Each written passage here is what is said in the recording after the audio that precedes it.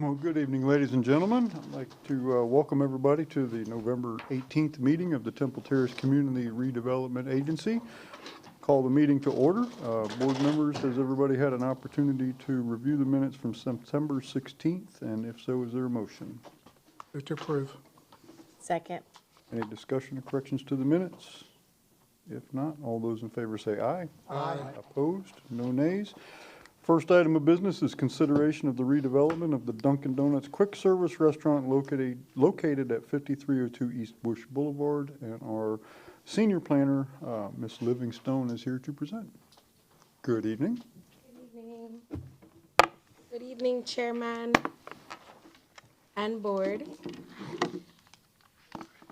This is a brief presentation to request the CRA Board's approval to advance this site plan application for consideration at City Council.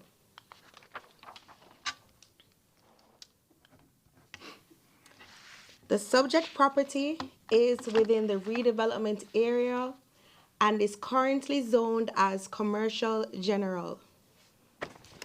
The proposed project involves the redevelopment of an existing quick service restaurant into a drive-through only restaurant. The surrounding areas contain developed commercial properties. Planning Commission staff has reviewed the site plan and has found it to be consistent with the city's comprehensive plan. Staff is requesting CRA Board approval to advance this site plan to the City Council for consideration. Here is the overall site plan. The current structure will be demolished. The dark shaded area represents the new proposed Dunkin' Donuts at 1,570 square feet. If approved by this board, this item will be brought before City Council at tonight's regular meeting.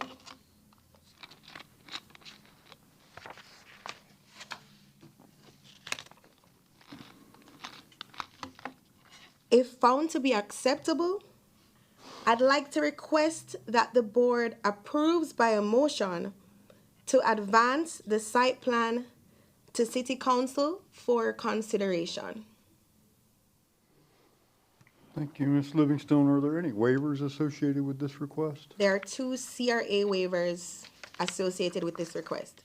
Okay, are we going to cover them now, or if we advance it to City Council, will that be the time we cover that? If the item is advanced to City Council, that's when it will be addressed. Okay, I see the petitioners here. Is there any presentation? It's up to you if you'd like to speak or say anything, or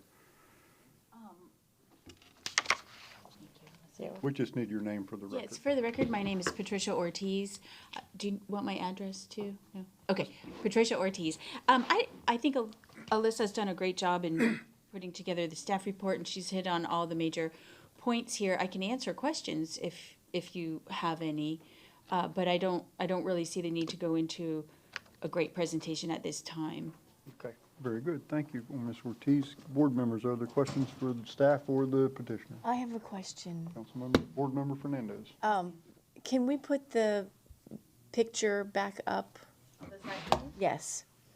And so I want to know, because right now I know where this is, and I know about the drive that's the egress ingress into the property, the bulk of the property off of Bullard or Bush Boulevard at that point. And when I look at this in and exit, is this, I'm trying for reference, I'm trying to figure out if this egress in and exit are those driveways, or is this next to that driveway that comes off of Bush Boulevard? I'm not sure, but let me look at the site plan real quick. If you Thank you for that question.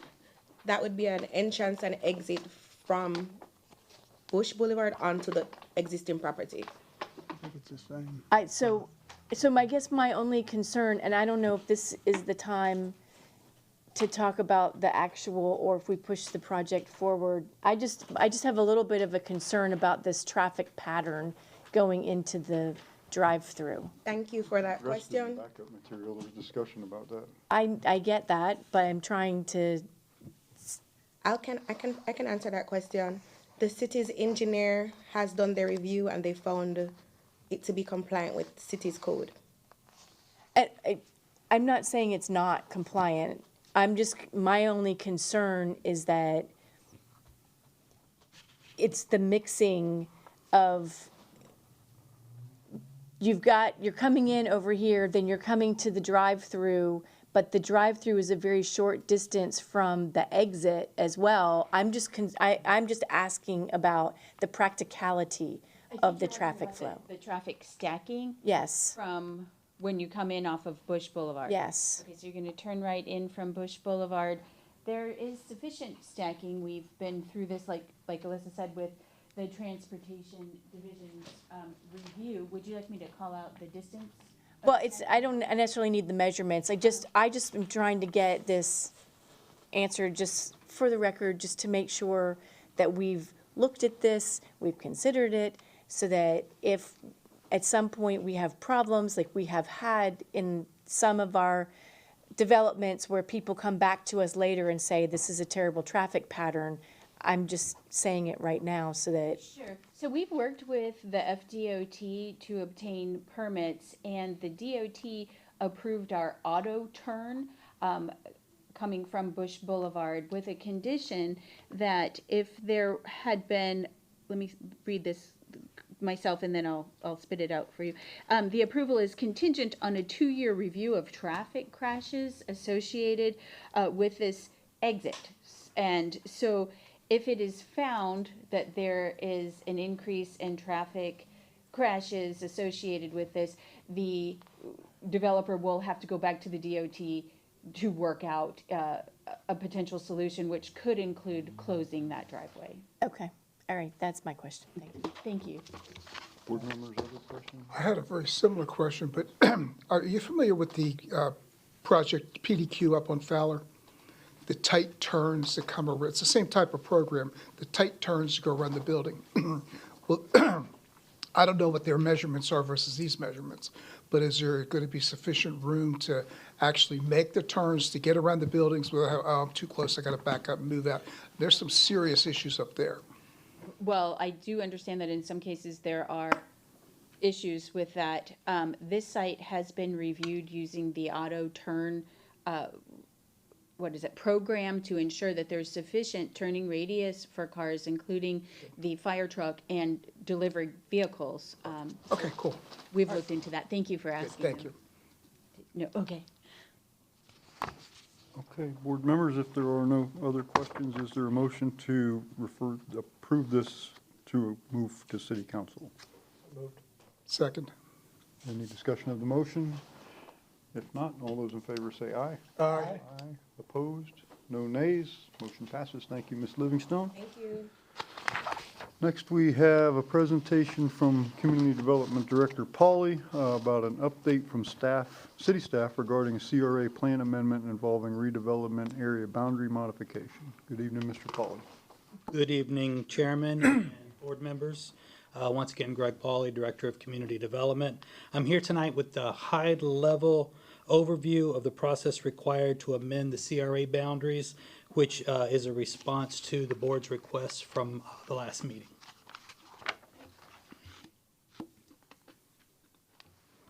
The current CRA boundaries include approximately 225 acres divided into 4 quadrants, centered at the crossroads of Bush Boulevard and North 56th Street. You can see the graphic here on the screen to the left. The zoning districts in this area include commercial, single-family residential, multifamily residential, and planned development districts. The future land use for the entire CRA area is downtown mixed use 35. To modify the current boundaries of the CRA will require that the that we go through a CRA plan amendment process. And in Florida, CRAs are authorized and governed by the Community Redevelopment Act of 1969. That is found in State Statute Chapter 163. Specifically within Section 163.361, this section provides procedures for modifying the CRA plan.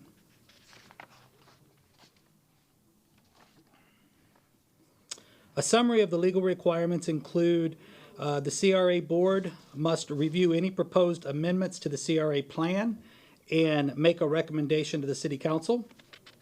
A public hearing must be scheduled for the proposed amendments to be considered by the city council.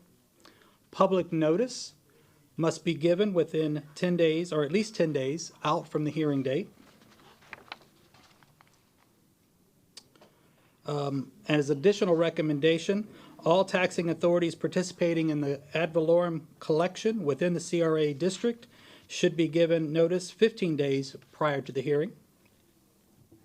City council will then meet to consider the amendment pursuant to the public hearings. And if found to be acceptable by city council, the council may adopt the proposed amendment by resolution.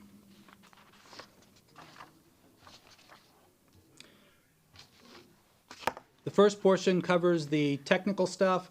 Now just a little bit more background as far as the preparation and staff recommendations. Any amendment to the properties included in the CRA directly impact revenues coming into the tax increment financing fund.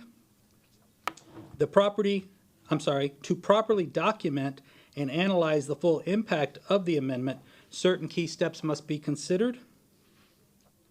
Once the proposed amendment is clearly defined, a new legal description will have to be created. Along with that new legal description, new maps of the district will have to be created. A full financial analysis will be needed to properly review the long-term impacts on the TIF fund. The proposal will be presented to the Planning Commission for their review. Based on the scope of the proposed amendment, an updated finding of necessity may be required, and I say may because it has yet to be determined what the impact would be.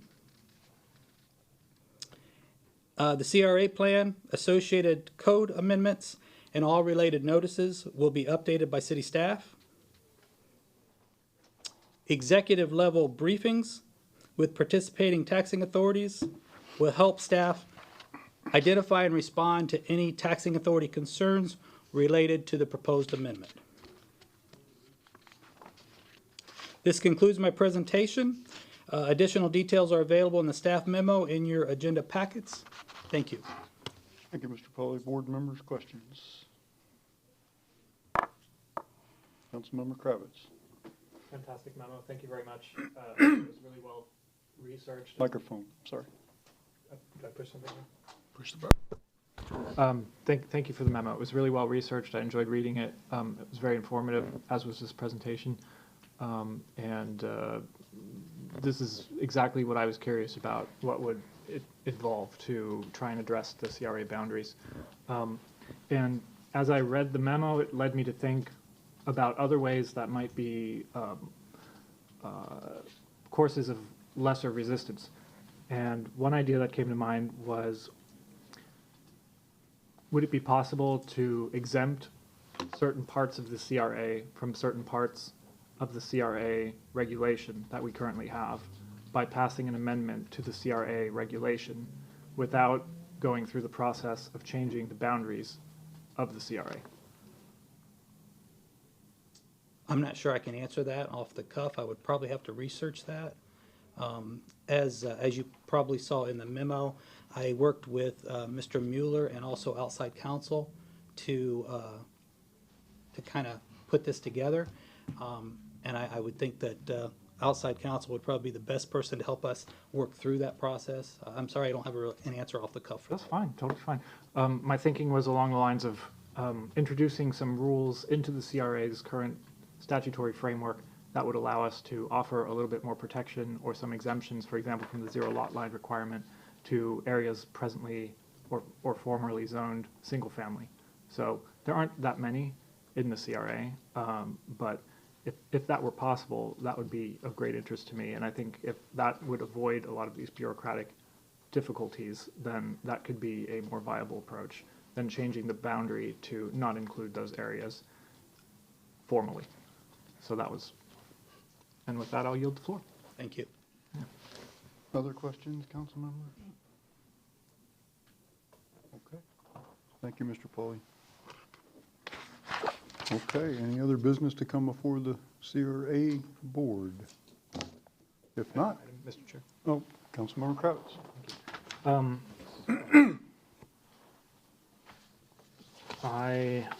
going to pass around an image from downtown. So I'm happy to report that the trash cans that we all installed are doing their job. I've been there a few times and they're really full. And I'm gonna quote Commissioner Gordon about Batman, that this is the trash can that we have, but it's not the trash can we deserve. If you look at this image, you'll see that there's a bollard to keep cars from driving into the Winn-Dixie, and the top has come off of it, and people are depositing cans and other refuse directly into the bollard. So I was thinking that this could be a really good candidate for putting one more trash can in. So if everyone here is interested in putting in one more trash can, I have definitely seen that the trash cans that we put in are really being used. I've been past there several times. I walked there with my wife on the way to Starbucks, and they're almost always full, and I've seen a lot less trash laying about. So I think it's going well with the trash can approach. And as you can see, when there is an open hole like this, people will use it, whether or not it is a trash can. So they are doing what they're supposed to do. We just have to give them the trash can that they want to do it with. So I was thinking that this could be a really nice thing. So I would like to make a motion that we install one more trash can at this intersection corner, which is right where the Winn-Dixie is. And let me just see if I can find the address real quick. I think it's Bertha Palmer, and I'll have the other one in just a second. And if anyone knows what it is, feel free to chime in. Prepared all the motions, but not the address for it. So that would be, sorry for the delay. All right, Bertha Palmer. And there we go. Okay, so this is Bertha Palmer, and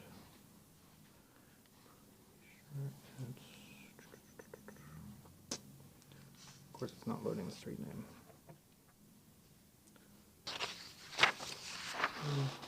No one wants to help me out? All right. Anyway, at Bertha Palmer, across from the electric vehicle charging station, is what I'll say, to more closely define where this location is. So if anyone would like to Excuse me. Yeah. To the south across the street or to the east across the street? So that would be the southeast corner of that intersection. So if you are standing at the electric vehicle charging station, there is an intersection. Mm-hmm. The electric vehicle charging station would be on the northwest, and this is on the southeast corner, diagonally opposite from it.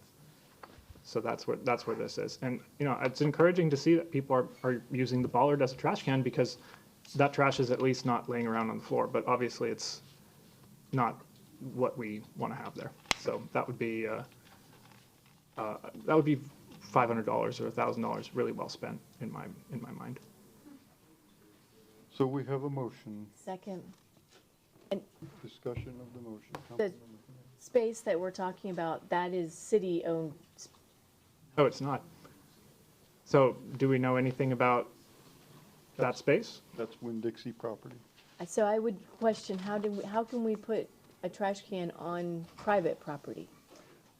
Maybe we can instruct city staff to reach out to them and offer it to them as a gratuity so that we can use that space rent-free for the installation of a public trash can and then just add to the cleanliness of the area. So that would be my suggestion. Maybe we reach out to Winn-Dixie and see whether, before we, so I'll amend that or withdraw that motion. I'll make a new motion to reach out to Winn-Dixie and ask them whether they would welcome a trash can being installed there at city expense, and with us being responsible for the pickup, like with the other trash cans. We have a motion.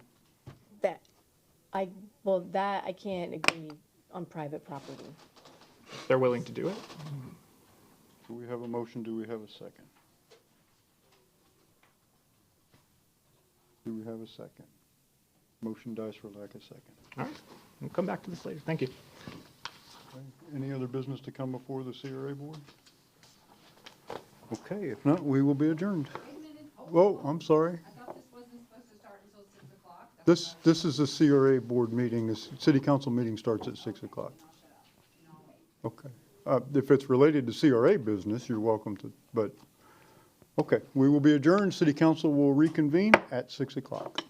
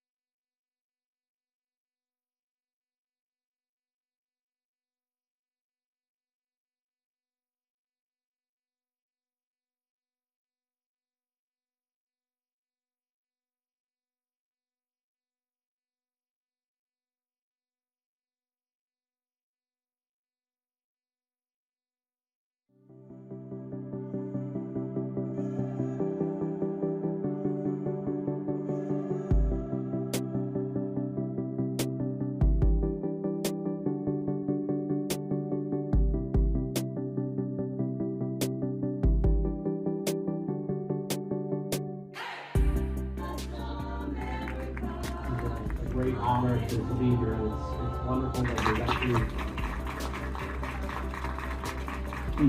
Thank you.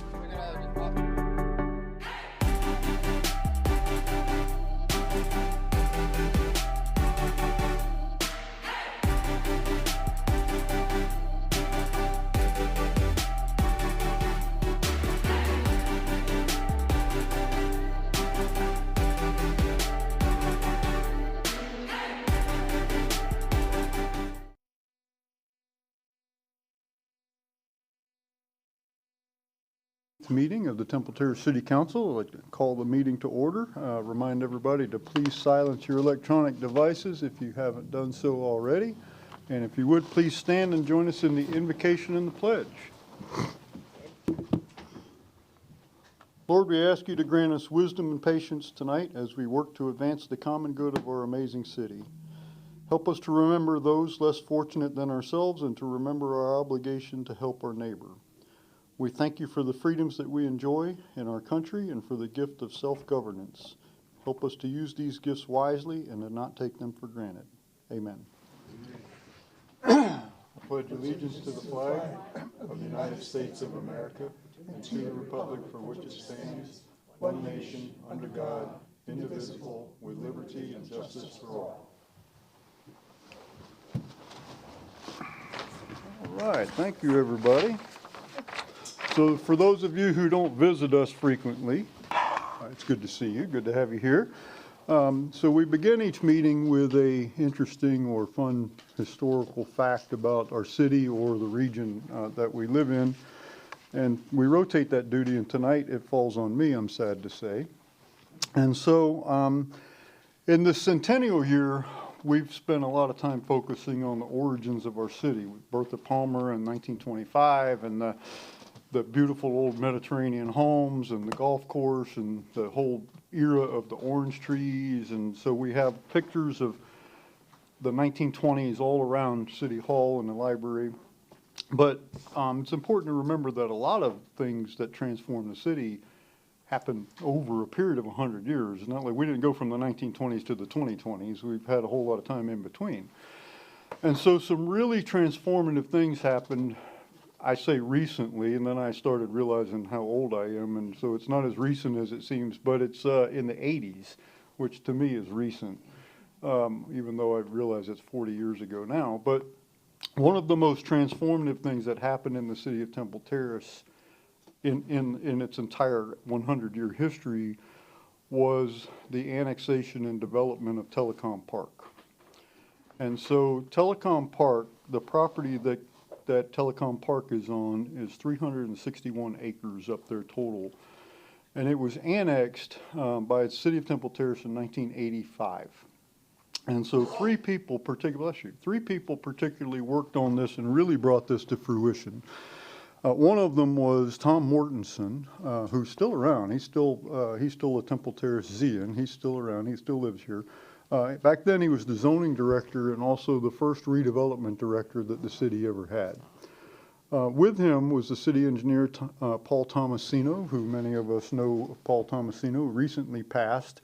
But he and his wife, Cheryl, who was here not long ago, owned several properties, but most recently they owned the historic home at Ridgedale and Bullard that recently sold for the pediatric clinic. And the third one was the city attorney at the time, Ted Taub, who I really don't know much about him. So this annexation of that property, which was nothing back then, it was like undeveloped, and Morris Bridge Road didn't go where it goes now. In the old days before I-75 was built, Morris Bridge Road took a little different route. That's why if you go in on Morris Bridge Road, it takes a turn and the red light is so far away from the interstate. It does that to get you further away from the interstate. It used to run where the interstate was. And so Telecom Park was out in the middle of nowhere, and these men had the vision to annex this property, which they did, as I mentioned, in 1985. That single annexation was the largest annexation that had been done in 57 years. It was the largest single annexation in city history other than when the city was formed originally. It doubled the geographic size of the city in one stroke, and it tripled the tax base within 3 years. It tripled the tax income of the city. So that was, and I've always been frustrated, I don't know why, but they called it Tampa Telecom Park. It's still called Tampa Telecom Park, much to my aggravation. I can only assume that when they did that, it was so people would know where it was, because it is a state-recognized Department of Regional Impact. It's a DRI.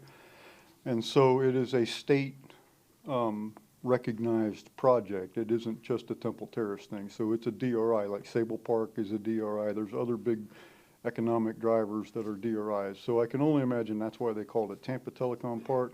Frustrates me when I go by there and I see that, because it's not in Tampa. But for those of us who have lived here in this area for a while, the 70s and 80s were a huge time of change in Hillsborough County. Just in the 80s alone, we annexed this in 85. In 88, the city of Tampa annexed what is now New Tampa. They don't call it New Tampa anymore because it's, first of all, not so new, and second of all, they just call it like Tampa Palms and Hunters Green and all that. They don't want to distinguish it as New Tampa anymore. But back then it was New Tampa, and they annexed that. That's 24 square miles. That's not 361 acres. That's huge. And so they annexed that. They went back in those days, Tampa didn't go north of Fowler Avenue. Fowler Avenue was the northern boundary of Tampa. And so they got to New Tampa by annexing through USF's campus and up that way to what's now Bruce B. Downs. Back then it was just 30th Street. And up the 30th Street corridor, and that's how they got there, because it has to be contiguous. And so they annexed the campus of USF. And so for those of us who have been here a while, that corridor, that whole New Tampa area on Bruce B. Downs, where they renamed the road Bruce B. Downs, and so it became this whole new city of 24 square miles, that was nothing. There was nothing up there. It was, I don't even know if there were any side streets that came out onto 30th Street. It was just nothing. It was woods. And so I do distinctly remember, because I was at the sheriff's office back in the day, and I'm told when I was a teenager that people would take their cars up to the 30th Street extension, which was just near where Dunderbox is now, where the road straightens out, and it goes straight for miles. And rumor has it, I'm told, that they had a quarter of a mile marked off, and that on weekend nights, that was the spot to go and race cars, because there were no cross streets. If anybody was coming down from Pasco County, you could see them coming for 8 miles, because, I mean, there's just straight, there's no cross track, there's nothing up there, nothing. And so I'm told that the teenagers would drive up and down and make sure there weren't any alligators on the roads or anything like that, and then they would set up and somebody would, you know, like the movies, and they would drag race and come back, and then the next cars would move up and drag race and come back. That's the rumor, anyway. And so That never happened. that, I don't think it ever happened. But, so in 1988, Tampa annexed that. A couple of interesting things happened. One is the poor Tampa police officer who got assigned to that zone was cut off from the rest of the police, because USF had its own police force. And so they were up there, blocked off, and the rest of the TPD officers were down south of Fowler. So we had to kind of, at the sheriff's office, check in on this person, because they're up there with absolutely nothing to do. And I mean, when something did happen, there was no backup or nobody to come. So we had to kind of adopt that officer that got assigned that zone for a while, which could have been a great assignment because you didn't have anything to do, or it could have been a terrible assignment because you didn't have anything to do. Depends on how you view that. So anyhow, the point is that during the 70s and 80s, a lot of stuff happened around here, not just in the 20s. The Buccaneers, the Rowdies, the Tampa International Airport opened in the 70s. Carrollwood Village was built in the 70s. Northdale was built in the 70s. 3 major malls, University Square Mall, East Lake Square Mall, Tampa Bay Mall was built in the 70s. A lot of stuff happened in the 70s and 80s. So really exciting times. If you go decade by decade, you don't have to go back to the 20s. It's cool to go back to the 20s, but you can actually talk to people that are old enough to remember the 70s and 80s. So anyway, I don't know if that was fun or interesting, but that was my fact. Good So, stuff. All right, thank you. So, so interesting sidebar to that is it's been told to me several times that Temple Terrace had the opportunity to annex what became New Tampa and declined the offer, but I haven't been able to run that to ground yet. So I need to call Tom Mortensen and ask him about that because he'll know. So our next, this will be even more fun, and that is recognizing our Employee of the Month. If Joe Munoz, if you would please approach the podium.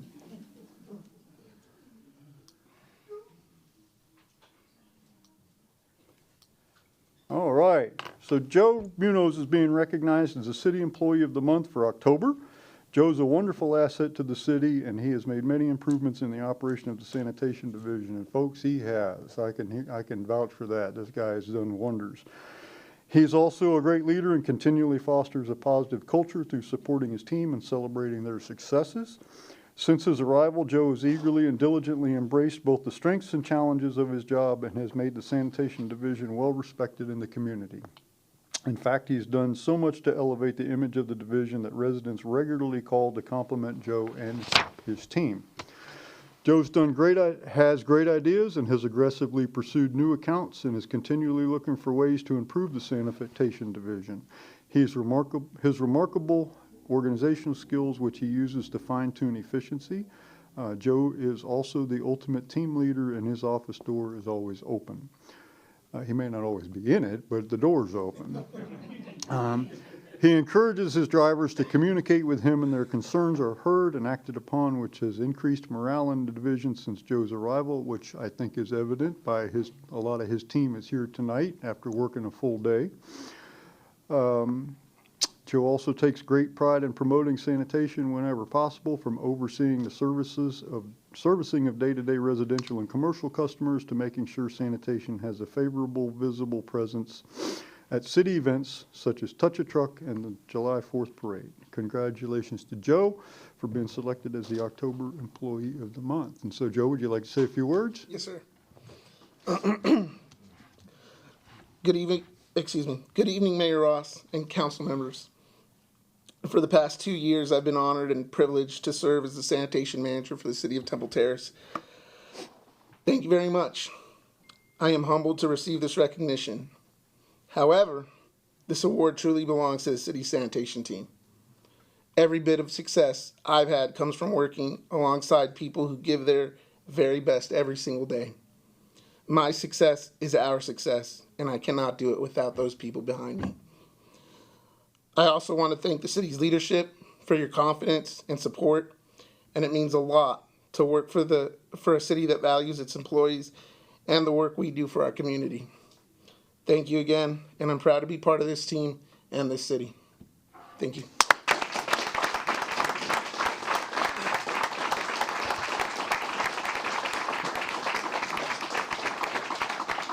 Come on, guys.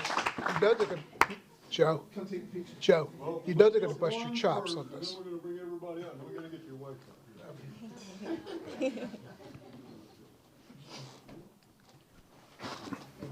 A little bit over to the left, just a little bit. All right, perfect. Got it? All right, let's get the team up here.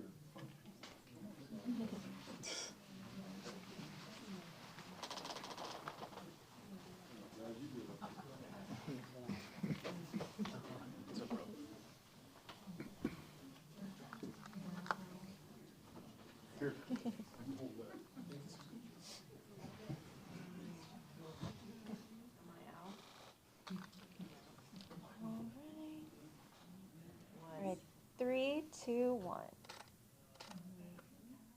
Perfect. Got All it. right, we need your wives. Hold on, guys, hold on. I don't think she thought she was gonna have to. Surprise, surprise. All right. Thank you.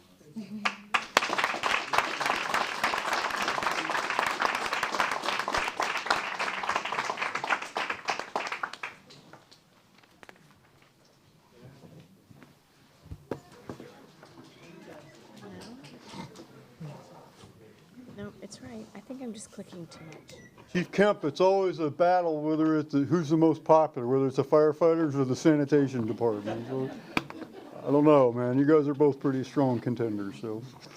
All right, council members, is there a motion to approve the minutes from our November 4th meeting? Move to approve. Second. Any discussions, corrections to the minutes? If not, all those in favor say aye. Aye. Aye. Opposed? No nays. Minutes are adopted. Public comment.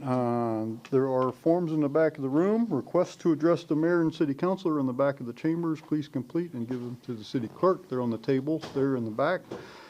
Council has adopted a 30-minute time limit for all public comment at this portion of the meeting, to be continued at the end of the meeting if more time is needed. Yeah. Oh, I'm sorry. I skipped the, thank you.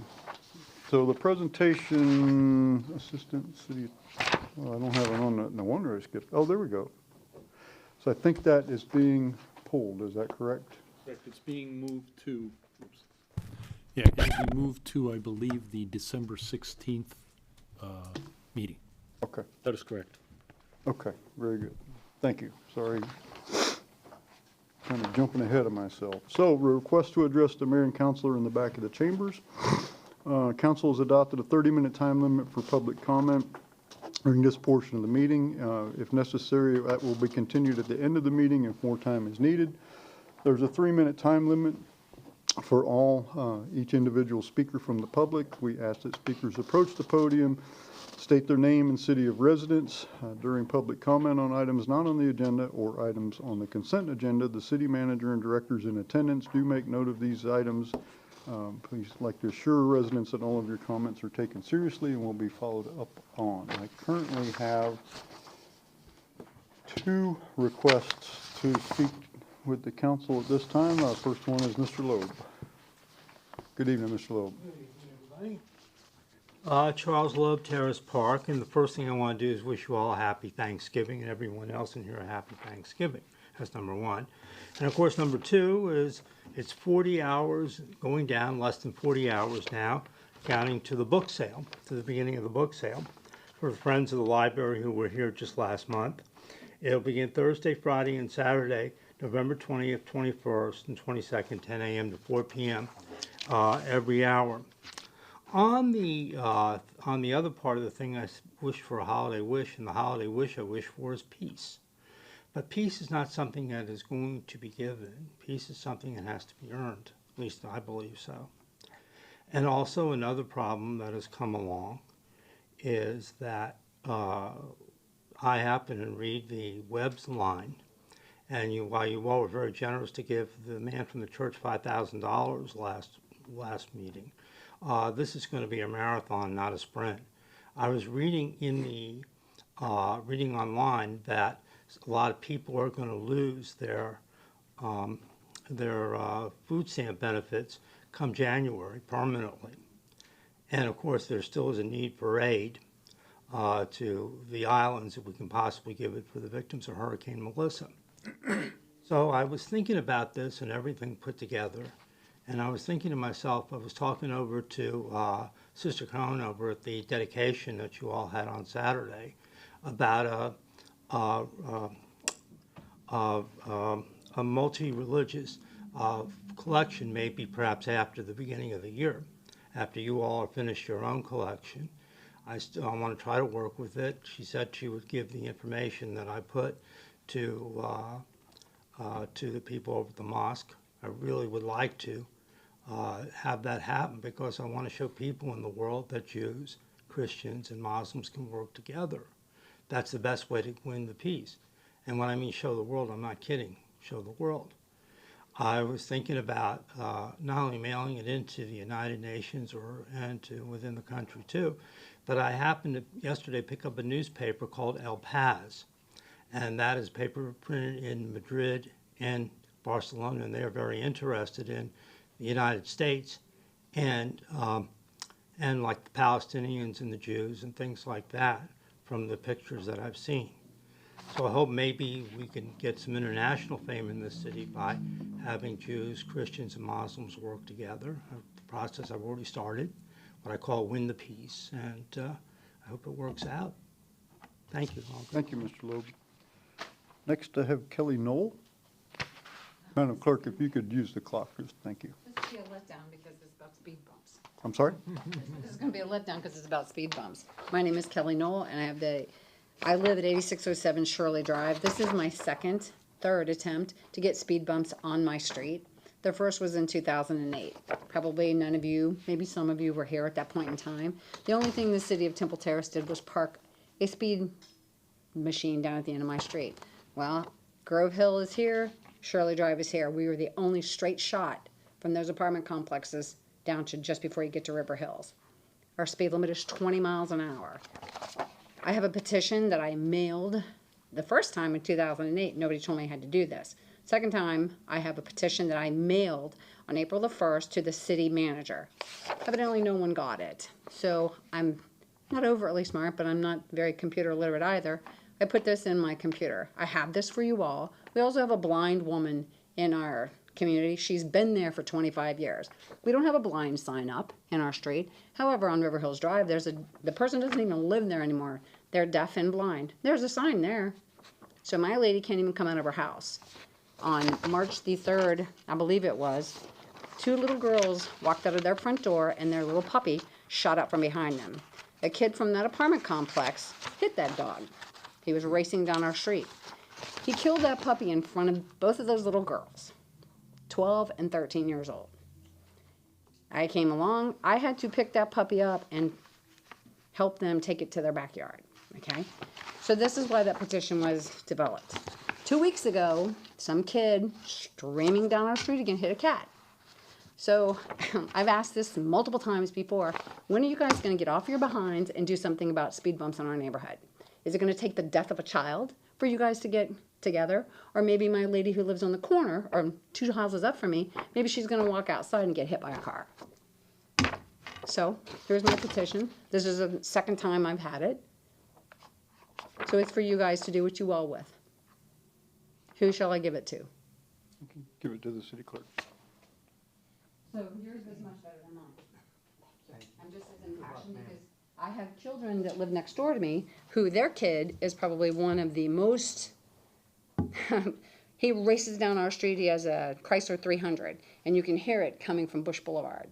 He just races down our street. They have small children. She is one of the loudest proponents for this speed bump, yet her kid is one of the kids that speed the most. So when that child dies, gets hit by a car, it's on y'all. Thank you. That's the last request I have at this time. Okay. All right. Mr. Nazario, I believe there's been an item being pulled off the consent agenda. That's correct. Mayor and City Council, I'd like to remove item 11B from the consent agenda. Thank you. Okay. With the exception of 11B, which is pulled, is there a motion to approve the consent agenda? Move to approve the consent agenda. Second. Motion is second. All those in favor say aye. Aye. Opposed? No nays. Okay. Next to public hearing, there's a resolution approving the expenditure of $67,384.34 to Engineered Coating Solutions LLC for the Fowler Avenue Manhole Sewer Pipe Lining Project. Public Works Director Jason Warrenfeld is here to explain. Evening, Mayor Ross, City Council. Tonight I'm presenting a resolution authorizing the expenditure of $67,387.34 to Engineered Coating Solutions LLC for the Fowler Avenue Manholes Pipelining Project, spanning from North River Hills Drive east to Ridgedale Road. This work is designed to rehabilitate aging infrastructure, reduce infiltration, and extend the service life of the sewer system manholes along this corridor. It is important to note that this project is being completed as part of an agreement between the Hillsborough County Environmental Protection Commission and the city. This project is one of 3 that will be presented this evening per the agreement. Under that agreement, certain improvements may be counted as in-kind projects, reducing what would otherwise be a larger civil penalty. Completing this lining project, therefore not only improves our utilities infrastructure, but also represents a cost-effective compliance measure for the city. Funding for this project will come from the Water and Sewer Utilities Fund. The resolution also provides an effective date upon approval. Staff approval recommendation, and I'm available for questions. Thank you, Mr. Warrenfeld. Are there members of the public who wish to comment on this item? Seeing none, council member questions. Councilmember Fernandez. So I know that this is, this particular issue right now is the result of work that happened on Fowler Avenue as came about because of the storm damage and some other issues. Were we going to do this project? Is this a project that we needed to do as part of our rehabilitation to make sure that our system is running effectively? No, this is a project that we want to do to offset the civil penalty. So the difference in the languages is this is nothing that is programmed. This work was nothing that was programmed for the future, the immediate future. This is work we want to do now to offset the civil penalty that will allow us to do other projects in the area in the future. Okay, so was this part of our discussion during the budget process for anticipated capital expenditure this was not. year? Okay, that's what I want. That's what I wanted to get on the, and then as far as the engineering aspect of this, what kind of life will this give these pipes now going into the future? So this particular project is just the lining of the manholes. So this would be the structures that the pipes dump into. For us, the utilities department, this is phase one of the projects we look to do in the future. So first we'll line the manholes, these structures with this agreement. That will provide up to, of course, it has to be determined by usage, age, flow, everything around it, weather. It could provide up to 50 years of additional life to these manhole structures. Now, there's a lot of variables into that, but the coating is expected to last 50 years. So we do this, those manholes should not have to be touched for the future projects. We won't have to worry about infiltration, collapse. I mean, they will be stable, more stable than they are today. Okay, thank you. Other questions, council members? If there aren't any, is there a motion?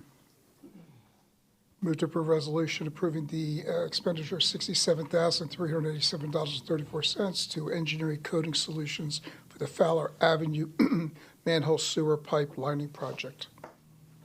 Second. Motion is second. Discussion of the motion. If not, all those in favor say aye. Aye. Opposed? No nays. Resolution's adopted. Next item is a resolution authorizing the expenditure of $81,044 for the purchase of a Blue Star Power Systems diesel generator and a sleeve plug combination from Mid-Florida Diesel. And Public Works Director Warren Fells will explain. Thank you, Mayor. City Council. This resolution I'm seeking approval for the purchase of a Blue Star Power Systems diesel generator with a sleeve plug combination from Mid-Florida Diesel in the amount of $81,044. This generator will provide the necessary backup power capacity for our utilities infrastructure, improving system reliability during outages, ensuring continuity of wastewater services. Again, I'll note that this purchase is being carried out as part of the city's agreement with the Hillsborough County Environmental Protection Commission. This is project number 2 of 3 that is represented in that agreement. Under this agreement, capital projects can be completed as in kind, which would offset this larger civil penalty. The generator purchase therefore supports both operational resiliency and regulatory compliance. Funding for this purchase will come from the Water Sewer Fund. The resolution provides a effective date upon approval. Staff recommends the approval. Mr. Warrenfeld, are there members of the public who wish to comment? Seeing none, council member questions. If there are no questions, is there a motion?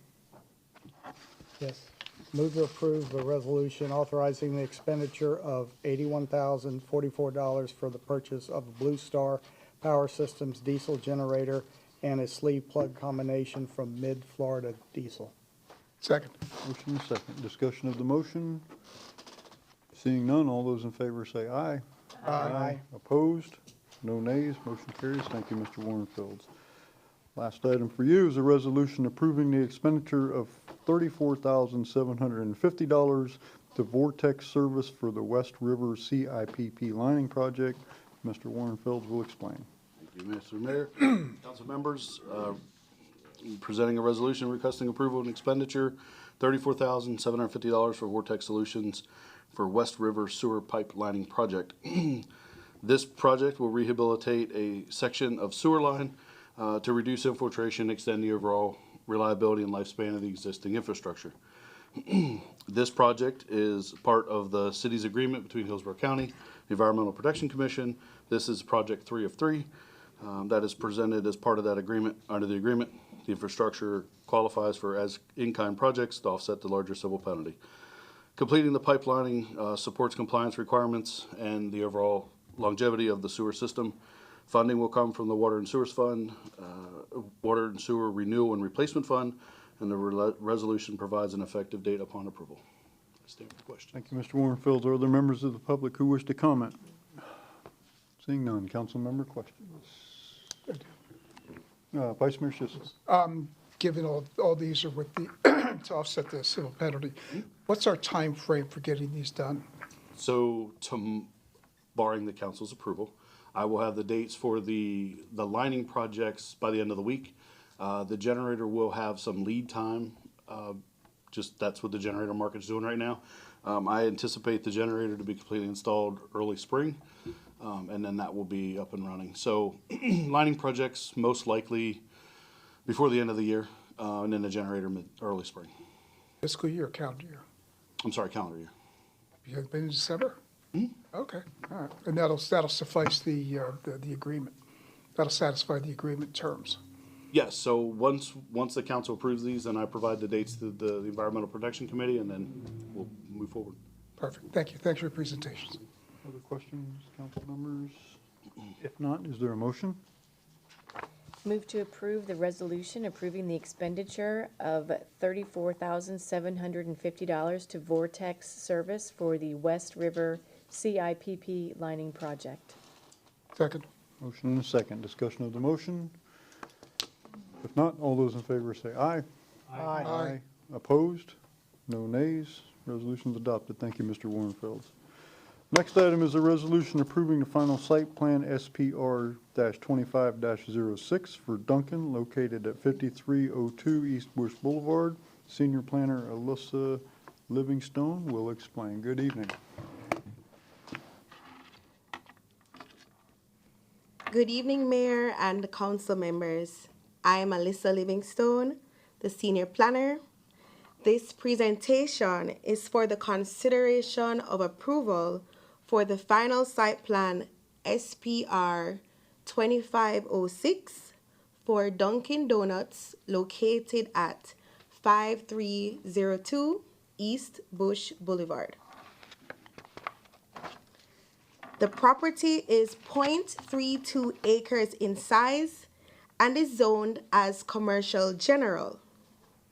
The site is located within the downtown community redevelopment area. The applicant seeks to demolish the existing structure. The proposed project involves the redevelopment of a quick service restaurant into a 1570 square foot drive-through only restaurant. The property is positioned with commercial plaza to the north, package store to the south, quick service restaurant to the east, and a bank to the west. Here is the overall site plan. There are 12 on-site parking spaces provided. This includes 1 accessible ADA parking space. The parking lot is to the north and the east of the site. The proposed pedestrian access points are to the south and east of the site. The proposed pickup window is on the south side of the building and runs parallel to Bush Boulevard.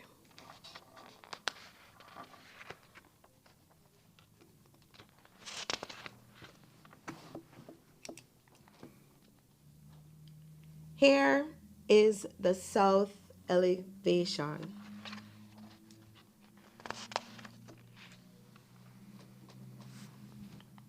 Here is the north elevation.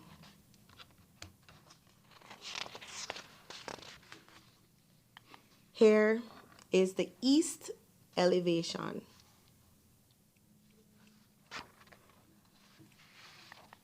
Here is the west elevation.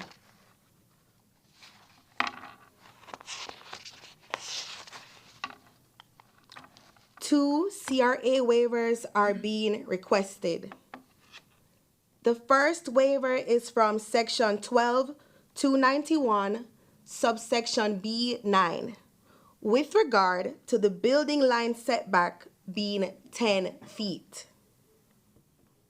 The proposal is requesting a setback of 29.9 feet to allow for a drive-through lane and traffic flow on the site.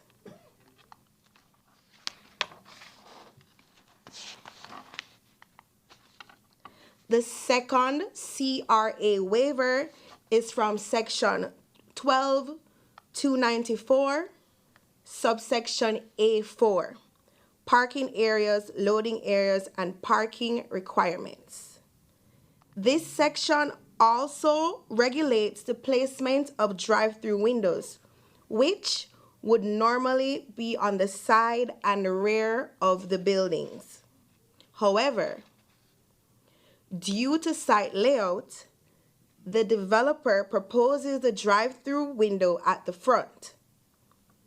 The proposed enhanced landscaping can mitigate this impact. There are 5 conditions with this approval. These include standard conditions regarding date stamp on plans and land development code language. Building elevations are bound by those included in the approved plan. Final approval is contingent upon the applicant's strict compliance with all FDOT requirements for the access point on Bush Boulevard. If FDOT determines that this direct exit contributes to a significant increase in crashes, the applicant is obligated to modify and remove the direct connection permanently. The plan will expire per section 12-380 of the Land Development Code. Where standards are not specified herein, the city's LDC standards or current code standards will apply. Thank you. The applicant's representative is present and is also available to answer any project-specific questions as well. Thank you, Ms. Livingstone. Ms. Ortiz, do you wish to make a statement or just stand for questions? Answer. Okay, that's fine. We do have some public comment on this. Nico Apostolaris? Yes. Yes, you're welcome, sir. Good evening. Good evening. I want to say thank you all for letting us come here today. I'd like to say my family's had this location since 1973, some history as well. As you know, the drive-through is a extremely important part of our business nowadays, with everything seeming to go to DoorDash and Uber. The walk-ins we've kind of stepped away from that, and that's why we thought it was a great idea to make this a drive-through location only, just because we feel like we can compact it to a small area on our lot and still have a good future with our business, as we see a lot of things switching over to drive-through only or online ordering. With that, I would like to say, we love the city of Temple Terrace. It's been a second home for us. My family's been there since 1973. It's where my parents actually met. So with that, I just want to say thank you, and I'll leave you with that. Thank you very much, sir. Are there other members of the public who wish to comment on this item? Okay, council members, are there questions? Councilmember Fernandez. I don't know if this is a question for staff or for the applicant, but can you explain given the layout of the building, why the site can't be oriented so that the drive-through would be on the north side, which would be the back side of the building. I'm not being critical about it, I just want to have the explanation why it couldn't be built that way, and and requiring that we need to grant a variance or a waiver to the code. Thank you for that question. I'll have the applicant's representative speak to that. Could you pull up the site plan? Okay, no problem. Mayor?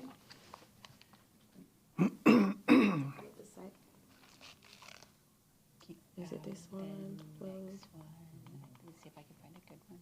Right there. Yeah. Sorry. Okay, thank you so much. For the record, my name is Patricia Ortiz. And your question, I believe, is why are we locating the drive-through window on the primary frontage of the building? Yes. And so as you're entering the site from Bush Boulevard, you're going to need that queuing distance that we talked about using the, which we demonstrated we can meet using that auto turn. But we need to have the space for the cars to work through the site to get from where they pick up, where you place your order to where you pick up your food. So the primary entrance is Bush Boulevard, and that's the answer. Okay, so basically, the orientation is required to be in this particular configuration because you need the space to stack the cars on the property. That's why we have the drive-through window oriented towards Bush Boulevard. But if you notice, this lot is short. It's longer than it is deep. So the next door neighbor, I believe it's Salem's Mediterranean fast food restaurant, they're about 50 feet deeper than our lot. So they're able to orient their building to put the window on the back and or on the rear and side of the site. We're not, because the area that we need for the drive-through lanes, the landscaping, the parking, the site is too compromised in regard to size to flip that building orientation. Thank you. Thank you. Vice Mayor Schistler and then Councilmember Chambers. Okay, thank you. Thank you for the presentation. A couple quick questions. Will walk-ups be able to? Yes, absolutely. You could walk into the restaurant and order a donut or a cup of coffee. There's just not going to be a dining room. And the reason... Where's that entrance going to be? Let me look at my plan. I think it's going to be on the east side. Sunny side, okay. All right. Were there any plans in the future to put any kind of outside seating? At this time, there is not. We could entertain that idea. Well, I know we have rules. We have Yeah. some pretty significant rules on that. Just, be aware that if you decide to do that, just check back with them. We absolutely will. I mean, it's our feeling that because it's so hot here, people would kind of go in, and the trend is more towards the drive-through. We've noticed the trend. It probably started before COVID, but definitely during COVID, the customer preferences have shifted to the drive-through and ordering of food more so than the dining experience. Okay. The last question regarding the expiration date, what is that? Any idea? 2 years, 5? I know we just did for 5 years. Not too We'd long. love 5 years. No? No. It's 2 years, it's the standard. Okay, that's what I thought. Okay, so make sure it's 2 years. Okay, thank you very much. Councilmember Chambers. Sure. And my question's about the walk-ups. Why is it billed as drive-through only? Well, it's billed as drive-through only with walk-up. So when we do the ITE standards, I believe for the traffic counts, we don't have a drive-up with walk-in. It's either a fast food with drive-through, a sit-down restaurant, or a drive-through only. That's my understanding of that, but I'm not a traffic engineer. Thank you. Any other questions, council members? Okay, if not, is there a motion? Move to approve the resolution approving the final site plan SPR-25-06 for Dunkin' Donuts located at 5302 East Bush Boulevard. Motion and a second. Discussion of the motion. Councilmember Chambers. Do we need to list the waivers? Oh, yeah. We do. Good catch. Thank you. Yes, with the waivers as outlined by city staff. Amended second. Councilmember Kravitz. Second. Any discussion? Not. All those in favor say aye. Aye. Opposed? No nays. Resolution is adopted. Thank you. Thank you. Thank you very much. Next item is a resolution approving the final fiscal year 2025 budget amendment. Our Finance Director, Jim Ingram, is here to explain. Good evening, Mr. Ingram. Good evening, Mayor Ross, City Council. At the conclusion of fiscal year 2025, there were several expenditures and revenues not included in the City of Temple Terrace's adopted or mid-year amended budget.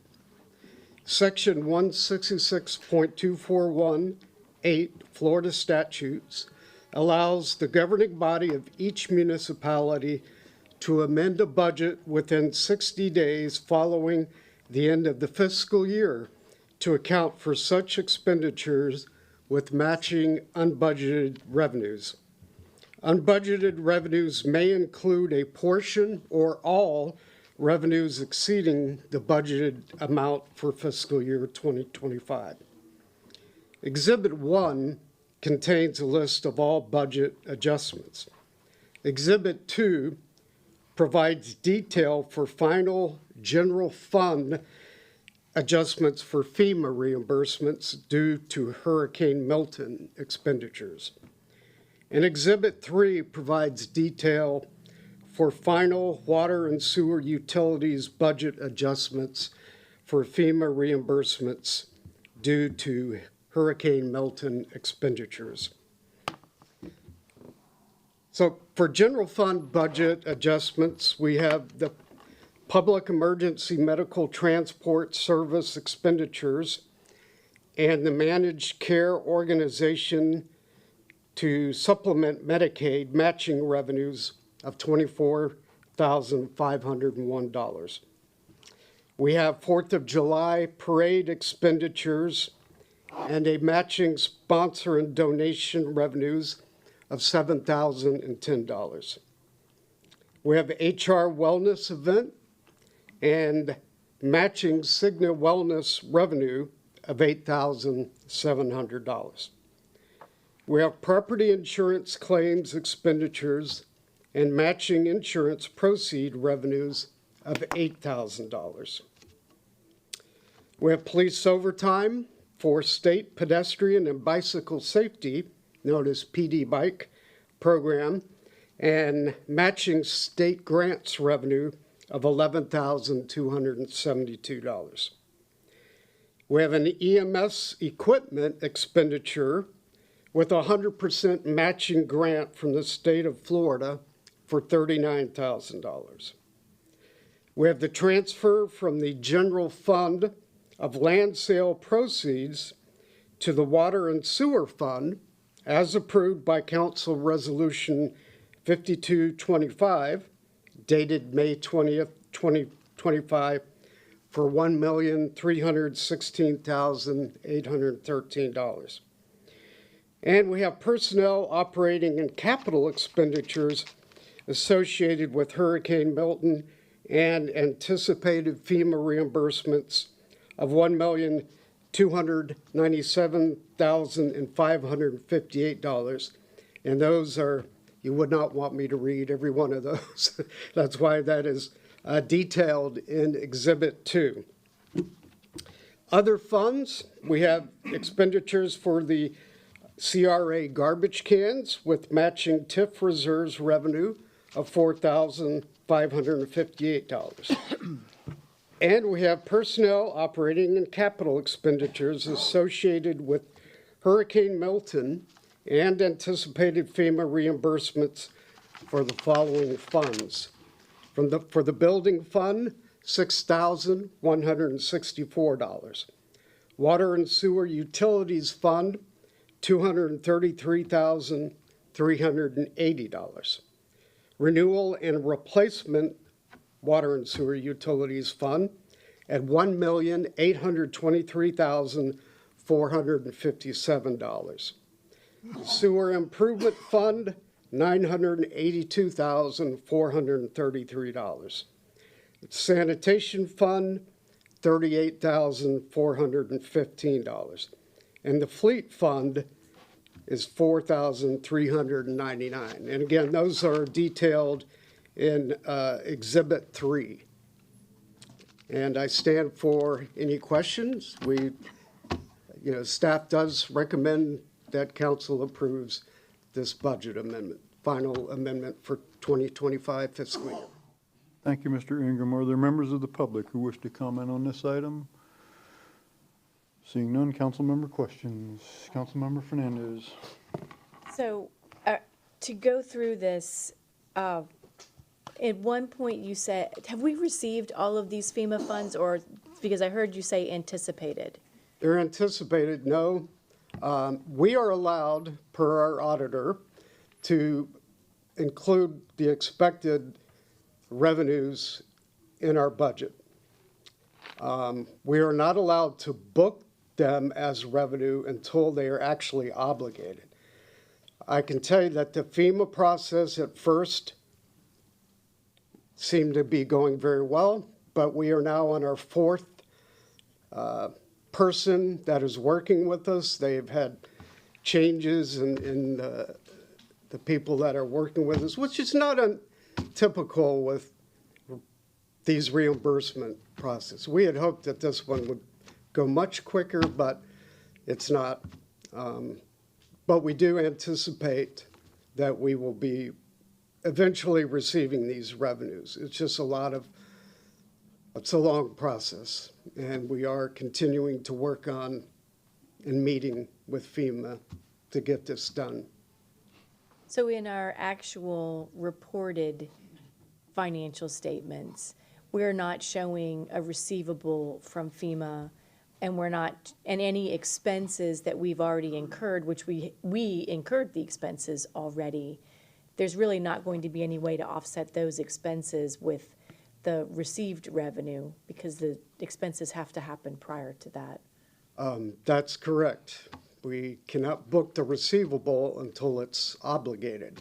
Okay. And that's what we're waiting for. So then, so just so that people who might be watching understand, basically all of these adjustments to the budget that are being proposed are revenue expense neutral. They're expenses being adjusted with corresponding revenue adjusting, so the actual impact to the budget is zero. That is correct. We've grossed up the revenue, we've grossed up the expenses.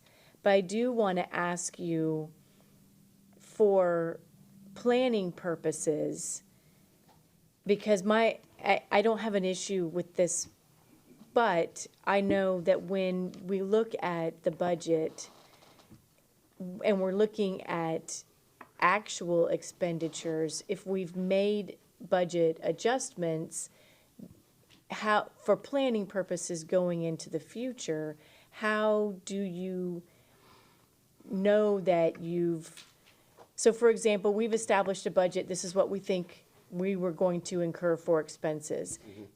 And we're always looking at the measurement of actual versus our budget. And if we make budget adjustments throughout the year, how do you then go into the budget planning process for the next year, establishing a budget that is reasonable based on what we did incur last year and what we should incur if we are adjusting the budget, so our measurements changing? I understand. I think the big issue is with this, with these kind of reimbursements from FEMA. That makes it a little different, but because it is skewed. It skews if you're trying to look from year to year. We try to take that into account when we're looking and planning a budget. We know when we're not going to budget as if a hurricane is going to hit. So we look at what our normal expenditures would be. For instance, I'll tell you, the biggest thing other than our personnel time was almost $4 million in debris pickup.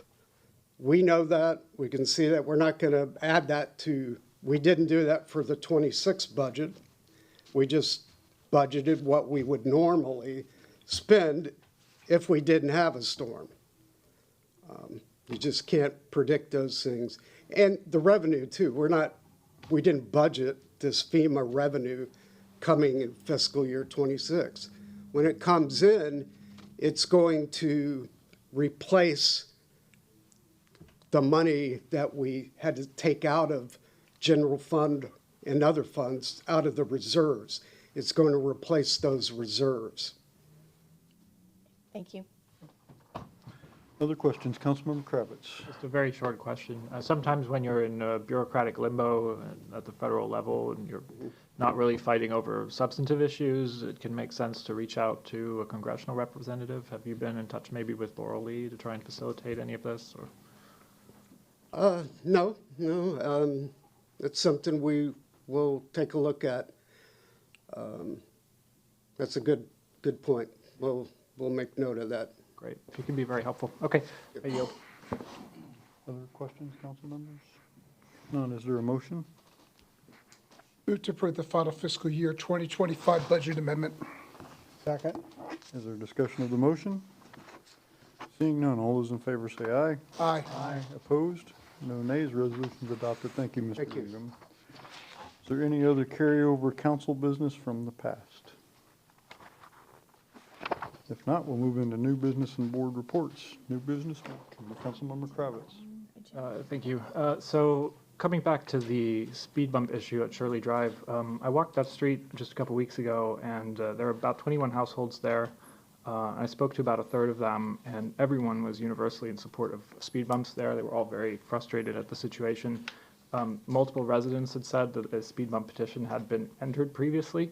I looked into it. I asked whether such a petition was available for me to review, and it didn't appear to be. So I was intrigued by that. But I think, given what I heard on the ground, given what we've heard today, what I'd like to see is for the process to be moved forward for a speed bump or two to be put into Shirley Drive. And I know the first step in that process is to do a traffic study. So what I'd like to do then is make a motion to instruct our staff to initiate a traffic study on Shirley Drive to evaluate the installation of speed bumps there. So that would be my proposal for tonight, to try and move that issue ahead, because this is a very important issue for the residents of Temple Terrace. Roads and traffic are second only to downtown, which is the #1 issue. Roads and traffic are important to people because they know that cars can be very dangerous, and they want to feel comfortable in their neighborhoods. So. Motion, is there a second? Well, I have a question first, which I have to second it to get a question. I don't know what your question is, so I'm not, go ahead with your question. It's about the process of neighborhoods requesting speed bumps.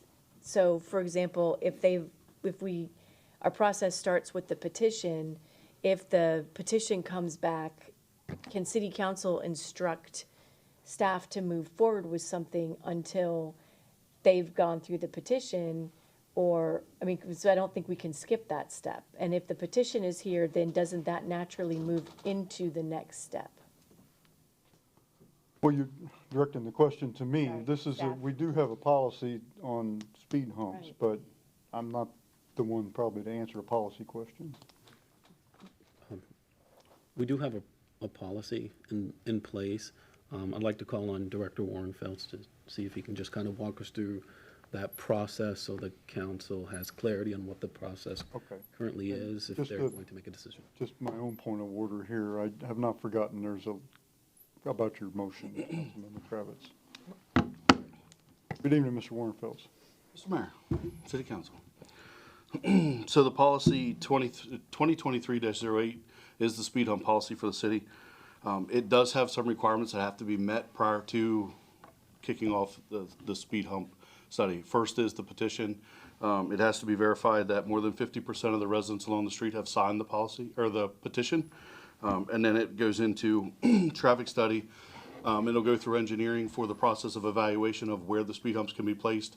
There are requirements as far as driveways and intersections. Engineering has to go through the process of evaluating where we can put them and what makes it safe for the traffic flow. So with the petition, the process is it's provided to the engineering department and that kicks off and then it follows through a process. So. Yep, so that's the motion to go to the next step.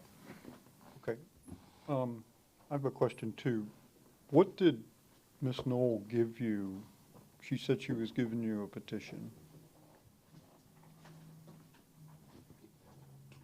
Could you share that with Mr. Warrenfelds, and then Mr. Warrenfelds, if appropriate, maybe share it with the city attorney to see what we have?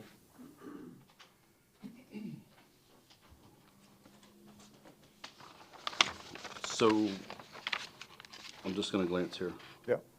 So off the cuff, I can't answer standing here if this is 50% of the residents that live on that street.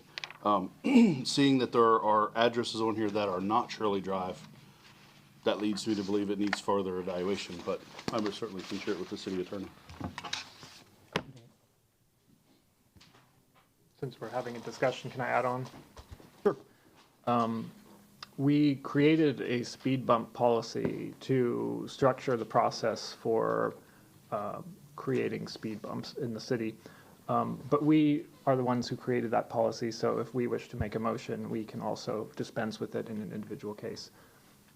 That's what I'm suggesting here, because from what I've seen, there is overwhelming support.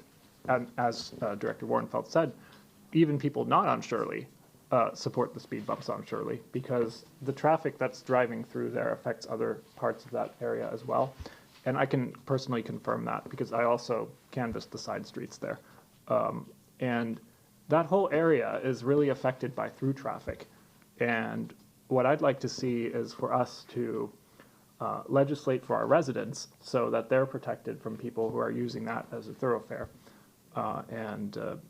It may be true that if a resident were to go through the process ordinarily, they would maybe collect a petition, they would submit it. This lady tonight has already done that step, so regardless of the verification, there is support for speed bumps there, and I think the traffic study is a very reasonable next step now to see whether there's further grounds to install speed bumps on Shirley Drive. So I don't see a legal impediment, in my personal opinion, and not my legal professional opinion, to directly moving forward with this, because we are the ones who decide to either obey this policy or make an exception from it in any given case.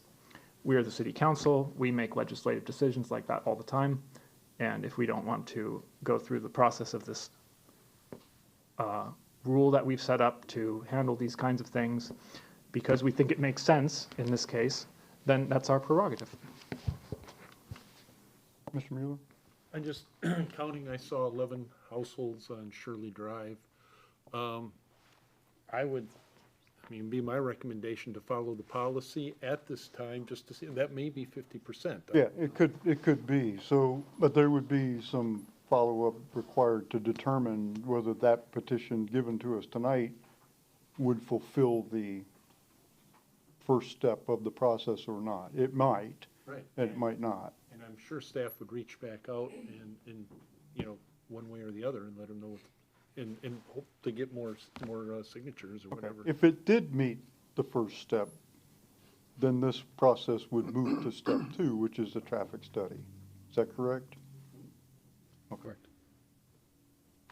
Okay, so council members, there is a motion on the floor. We should have a second if we're going to have discussion on it. Can we just define what the motion is? Because I think It's to direct us to, well, okay, I'll let him restate it. I think it was to direct it to go to step 2 to the traffic study, but I'll let Councilmember Kravitz. So the motion was to instruct staff to initiate a traffic study on Shirley Drive to evaluate the installation of speed bumps there. Since we have a petition and since we have great public support for this and also evidence of recent traffic-related fatalities, even if they're quote-unquote only people's pets. Well, I mean, to further the discussion, I will second this. I'm not at all opposed to this project, but I do think it's important that we work through the process that we have established. Is there, through, staff has the petition. Will staff reach out to the contact to say, here's what we need to further this? And my only concern is that I don't want to be, I want to be consistent with the application of, and I do want to make sure that I just want the consistency, basically. I plan on getting with the city manager to discuss the petition and follow back up with the resident so that we provide her with a response. She mentioned that she sent some to the city manager's office earlier this year and did not receive a response back. I intend on making sure she receives a response from us following this council meeting. I know staff would like to look at the petition to see if there is a way to move forward through our normal guided process. As Councilmember Kravitz mentioned tonight, if the council chooses to make a motion to move forward with the first step, then that's will be for the council to decide. I have another question. Go ahead. When, with the Pleasant Terrace, when we reconfigured those streets, did we, I don't remember that whole process, but did we go through the process of getting the neighborhood basically to establish that the majority of people in the neighborhood wanted to change those streets, some of them being only in or only out because of the through traffic? First of all, there's no speed humps in Pleasant Terrace. No, Second but I'm of all, talking that was about- done before this policy was in place. Okay, that's what I'm asking. Okay. We in comments, Vice Mayor. comment mode? Yeah. Okay. Discussion of the motion. Discussion of the motion, okay.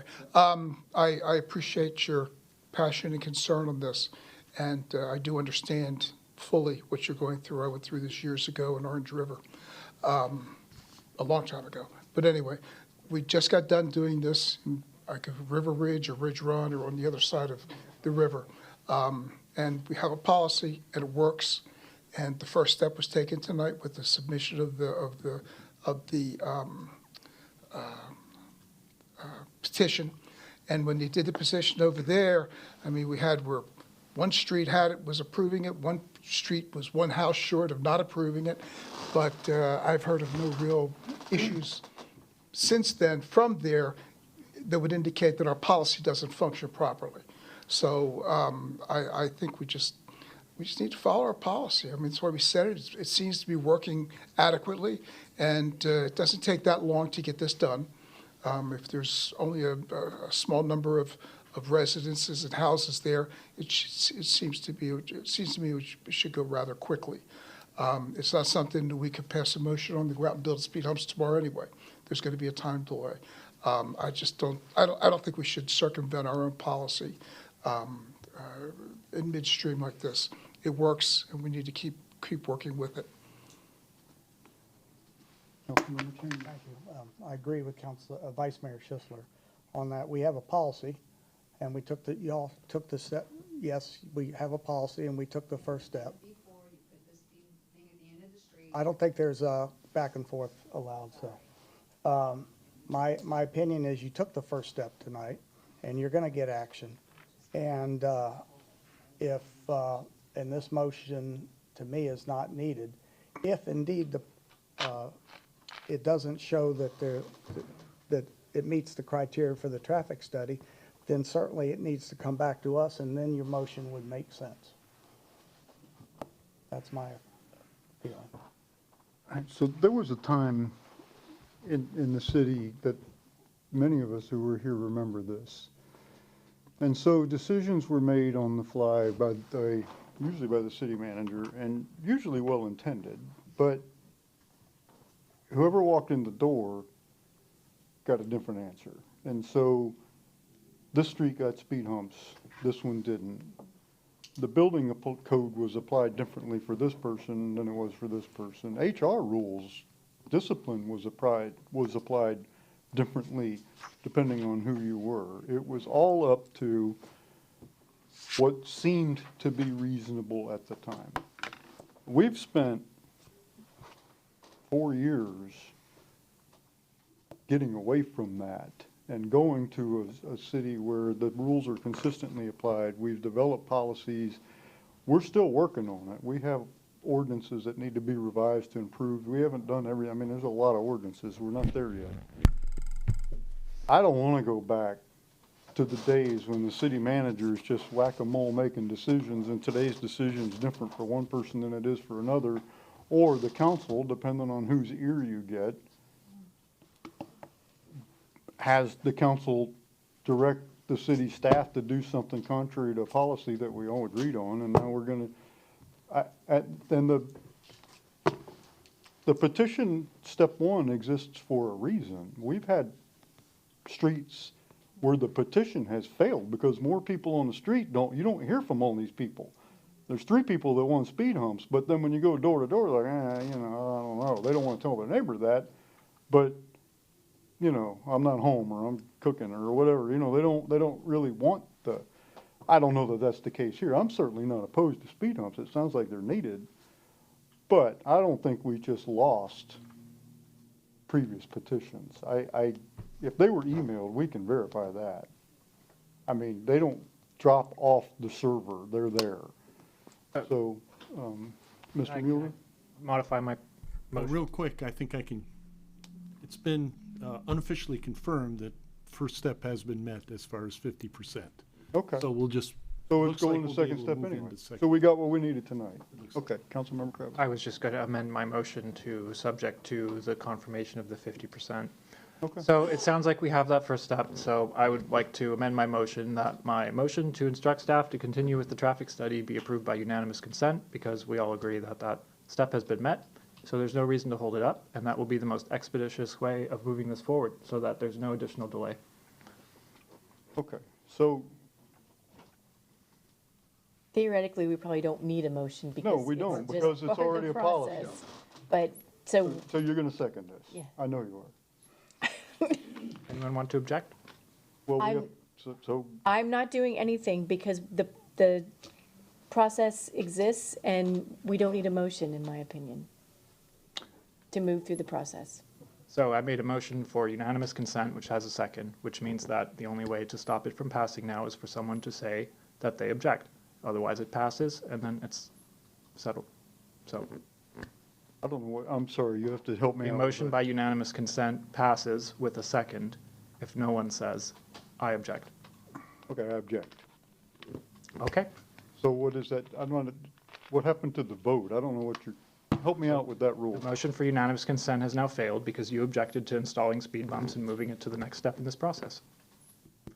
Okay, so it's going to move to the next step of the process by policy. Hopefully. Well, we've been advised that it will. So, Good. So when can we expect an update on that? I'll get with the city manager upon his return, and we'll provide an update with the council on a tentative start date of the next step of the plan, Okay. of our process. All right. Well, good work, everyone. Any other new business, board reports? I have a couple of things. It seems kind of silly after this discussion, but last Friday was the regional discussion of the proposed MPO merger of the 3 counties. Good turnout. It was in Clearwater.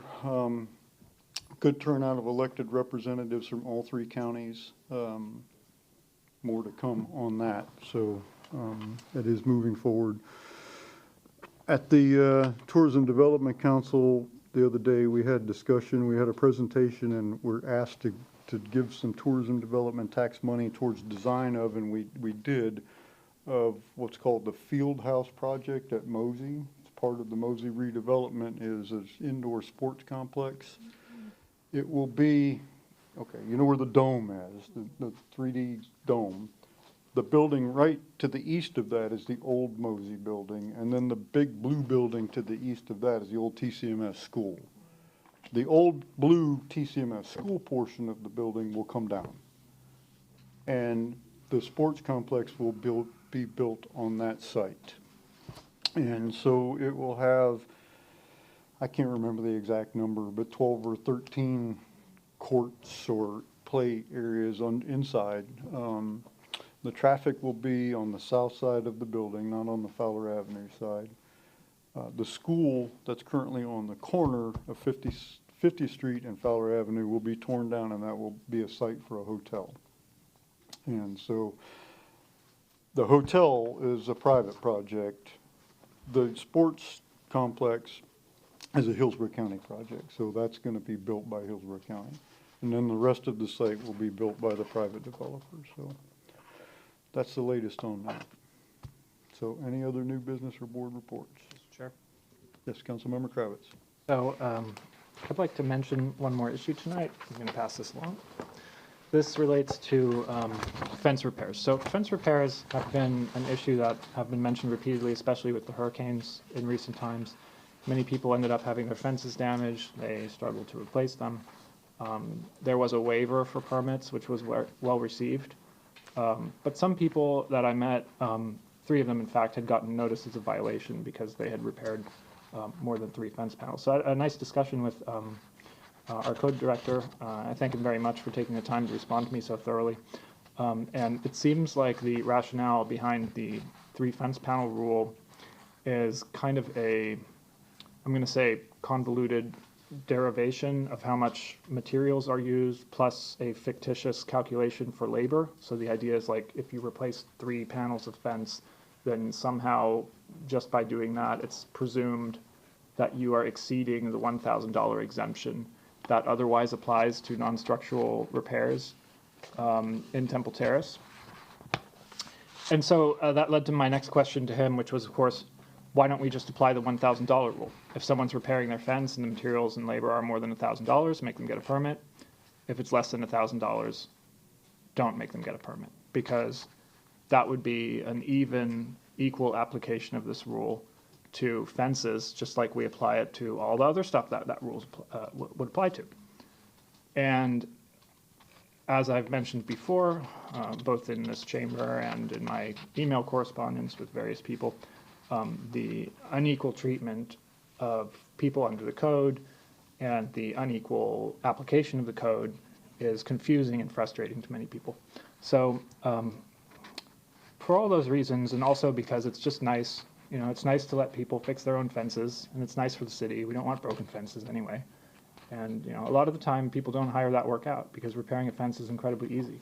You just need a screw and a drill, right, and some boards. You can get all that at Home Depot quite cheaply. And then you can put your fence back up after you have a problem. You don't have to go and get a permit. You don't have to go and get a survey.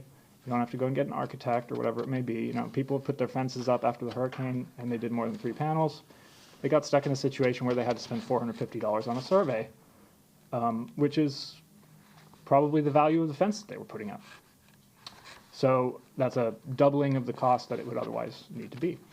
And there's no reason for it because everyone knows where the fence is. If the neighbor has a problem with it, there are ways that they can complain. The fence is only going to be repaired exactly where it was before. Everyone was fine with it before it fell down, so they're just putting it back.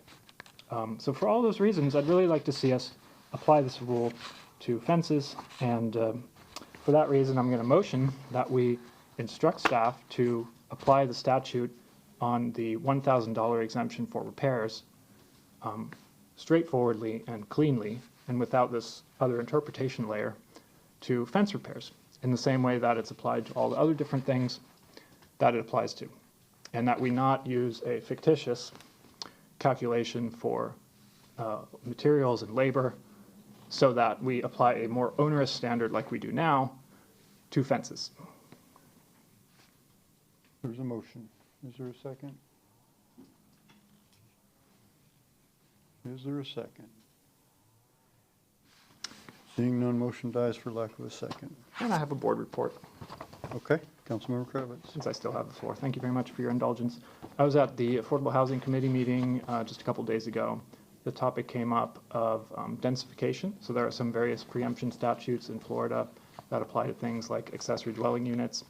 I specifically asked about how those apply to local governments because there have been some thoughts circulating about whether or not local governments are preempted in their treatment of accessory dwelling units. And it turns out that they are not. So the rules that were promulgated there, and I'm happy to circulate the information from the committee if anyone would like to see it, is that we are not preempted. We are not required to create accessory dwelling units. We are not required to densify our neighborhoods with zero lot lines. So I was quite happy to hear that. And if anyone would like the details, I have several pages of documentation from the committee, and I'd be delighted to share it. And that's my board report. So I yield the floor. Thank you. New business or board report? So I'm probably gonna regret this, but this is just unsolicited information. I don't know tonight, when you hand this to me, I can't read this 3-page email on the dais, right before you make a motion to direct staff to do stuff. This may make perfect sense, and you'll go away saying, well, I tried to make a motion that makes perfect sense, and they wouldn't even second it, and which I'm sure is frustrating. This may make perfect sense, and I don't know. And I would never vote for a motion like that without having the benefit of the discussion of our colleagues and the city manager who's not here and our community development director and city planner. These are the kinds of things where discussion usually brings about and I would be firmly in favor of something like this if it's an improvement over our code. And you're an elected council member. You can do things the way, however you feel fit to do them. The only thing I'm trying to impress is that I think some of your ideas, I don't know that they're bad ideas, but you drop motions on us without ample discussion or time for us to even digest what you're throwing at us.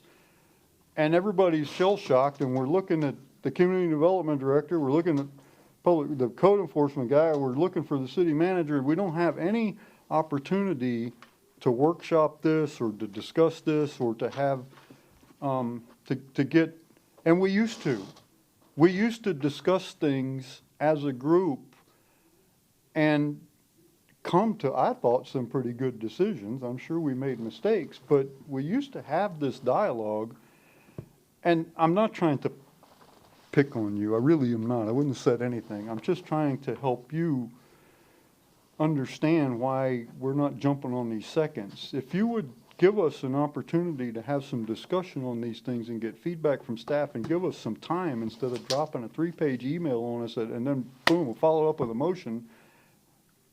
Nobody wants to second that because we got caught off guard.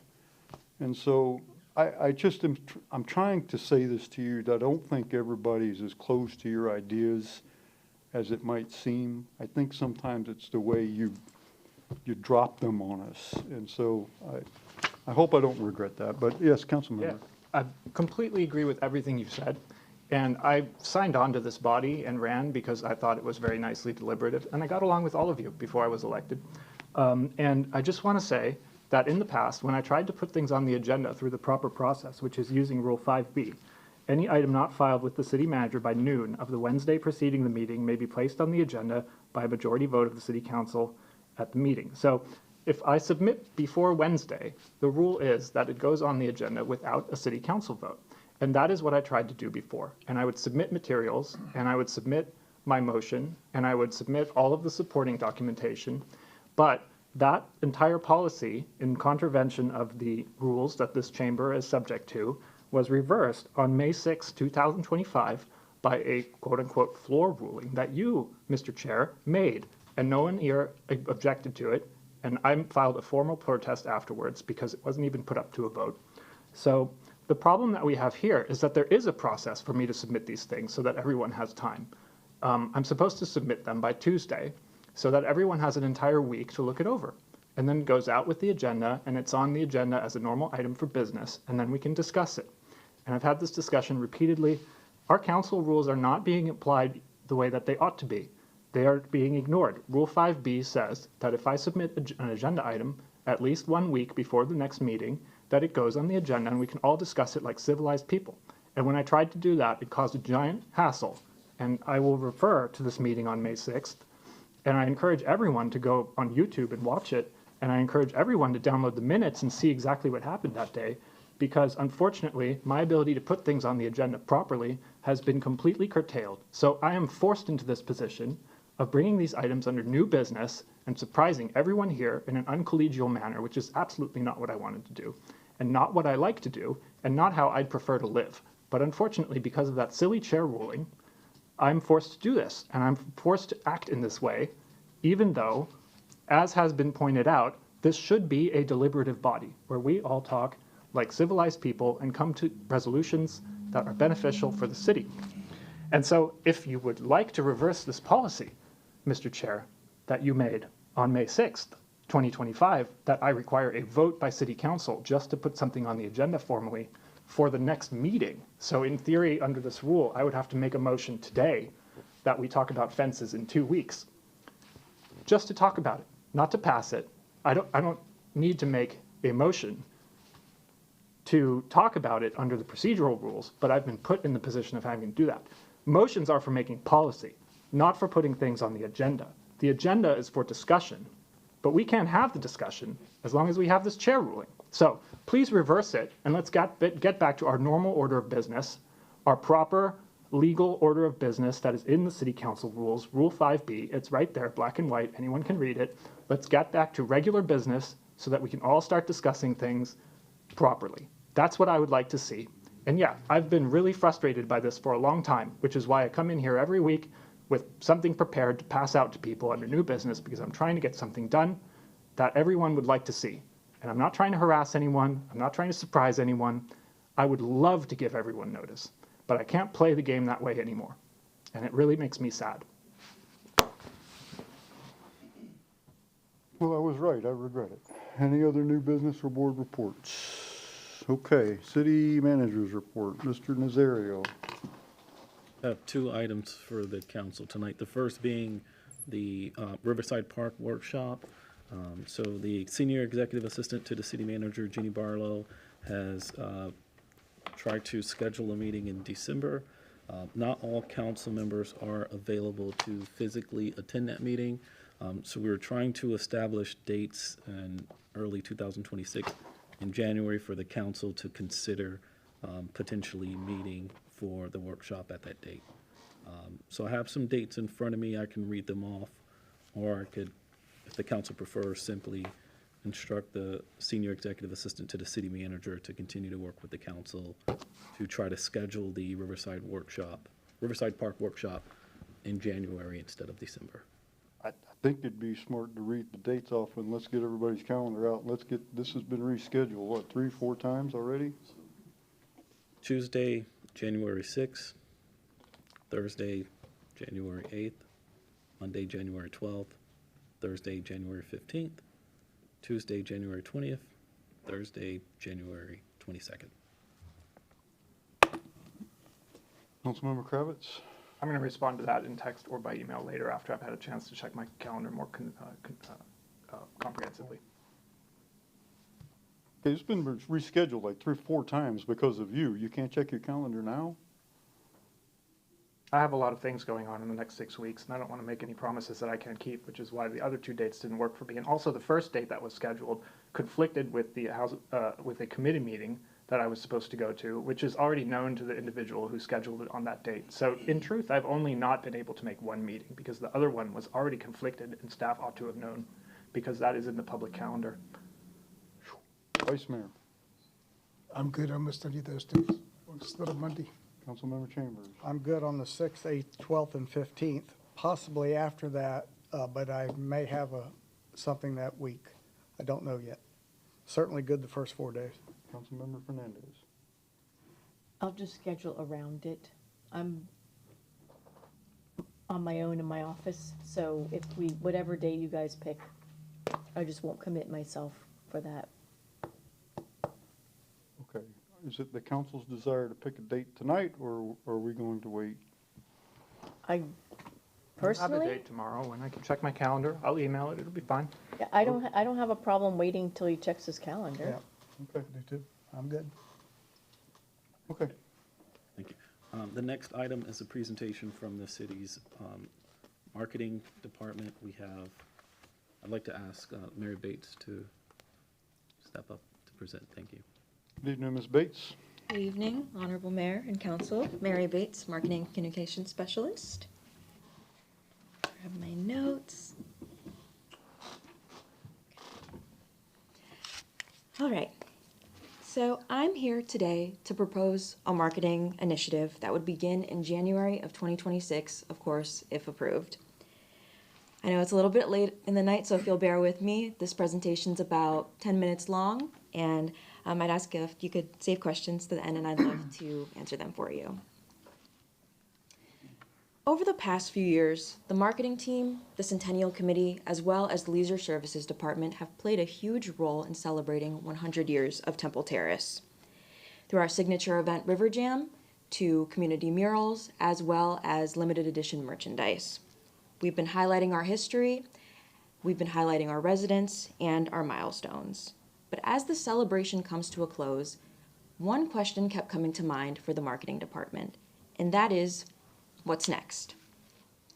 We've honored our past, and now it's time to look forward and carry the city into a new era.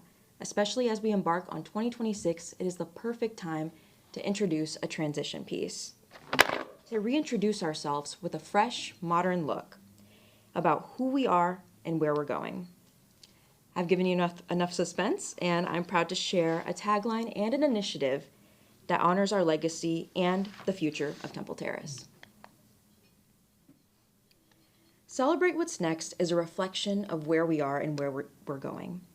Every element of this campaign was designed with intention. The roundness in the leaf are a nod to our roots with the Temple orange. The leaf also represents nature and sustainability, as we are a tree city. The egret on the bottom right, which is commonly found by the Hillsborough River, also represents prosperity and good fortune, which we hope to bring into the next 100 years.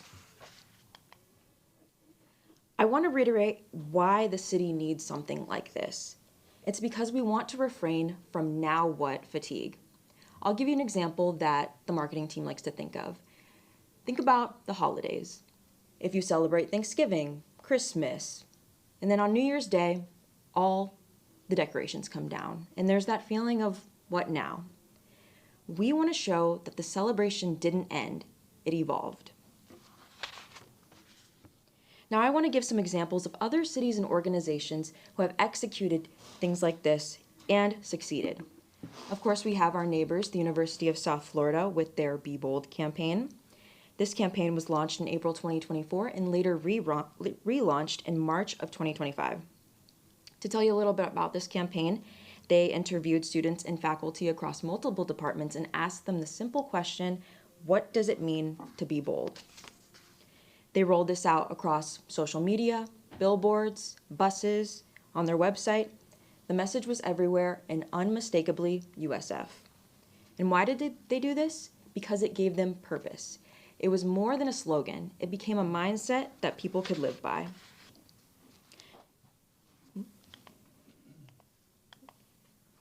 Then we have a favorite of mine, We Are St. Pete. This campaign was launched in January of 2022 after Ken Welch was elected as the first African American mayor. What this campaign meant was that regardless of experience, background, or neighborhood, that everyone is part of the St. Pete story. I think that this is a great example because while this was made in 2022, it is still a prominent brand asset in 2025 going on 26.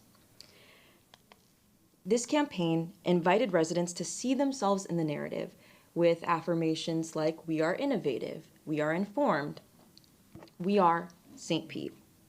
It also has a strong visual identity using bold, modern fonts and a fresh, welcoming color palette. And of course, we can't talk about successful branding without talking about I Heart New York. We've all seen it on tote bags, mugs, t-shirts, and while it was actually a state-led campaign, it became so recognizable that people began associating it with the city itself. And that's exactly what I think Celebrate What's Next can do for Temple Terrace. We're also hoping to introduce a visual refresh, one with more energy. I do want to point out that these colors are exclusive to this initiative. They will not be replacing the colors in our current brand guideline. They are simply meant to expand our color palette, similar to how the Centennial branding was done. These will primarily be used across campaign materials, social media videos, and promotional graphics. This logo is also adaptable. We have our black and white variations that are interchangeable depending on the medium that the marketing team will use. And we also plan on making more, and we'll work with our graphic design intern on that. We want this campaign to be visible where residents interact every day. We've created mock-ups showing how the campaign would appear on LED signs, banners, posters, and more. Because even if you aren't on social media, we still want this campaign to be visible to you. To introduce Celebrate What's Next, we want to start with a cinematic launch video that would be made in-house by the marketing department. It'll begin with looking back, showcasing some of the footage we took from events this year as well as our milestones, and then it'll transition into what we're celebrating now, our growth, our new developments, and our community today. This will be rolled out on all marketing platforms beginning in January 2026 if approved. I want to make it clear that this campaign is built for longevity. It's not just for January 2026. To keep this message alive beyond its debut, we'll create a video series as well as an article series that will continue to highlight growth and progress across Temple Terrace. For example, a video called What's Next in Public Safety, where we highlight the new public safety complex on Harney Road. What's Next in Parks and Recreation, highlighting the Riverside Park revitalization.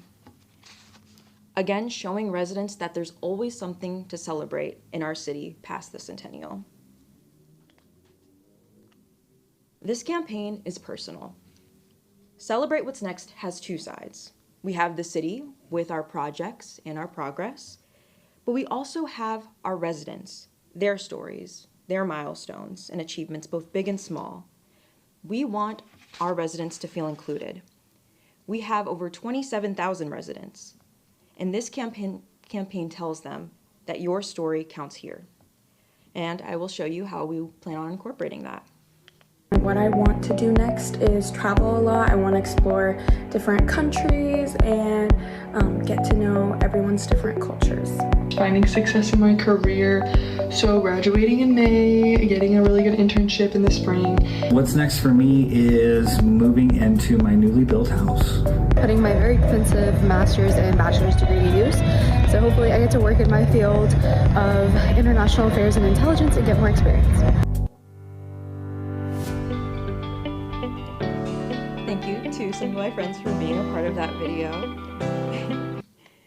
Resident UGC, also known as user-generated content, will bring Celebrate What's Next to life in a real and relatable way.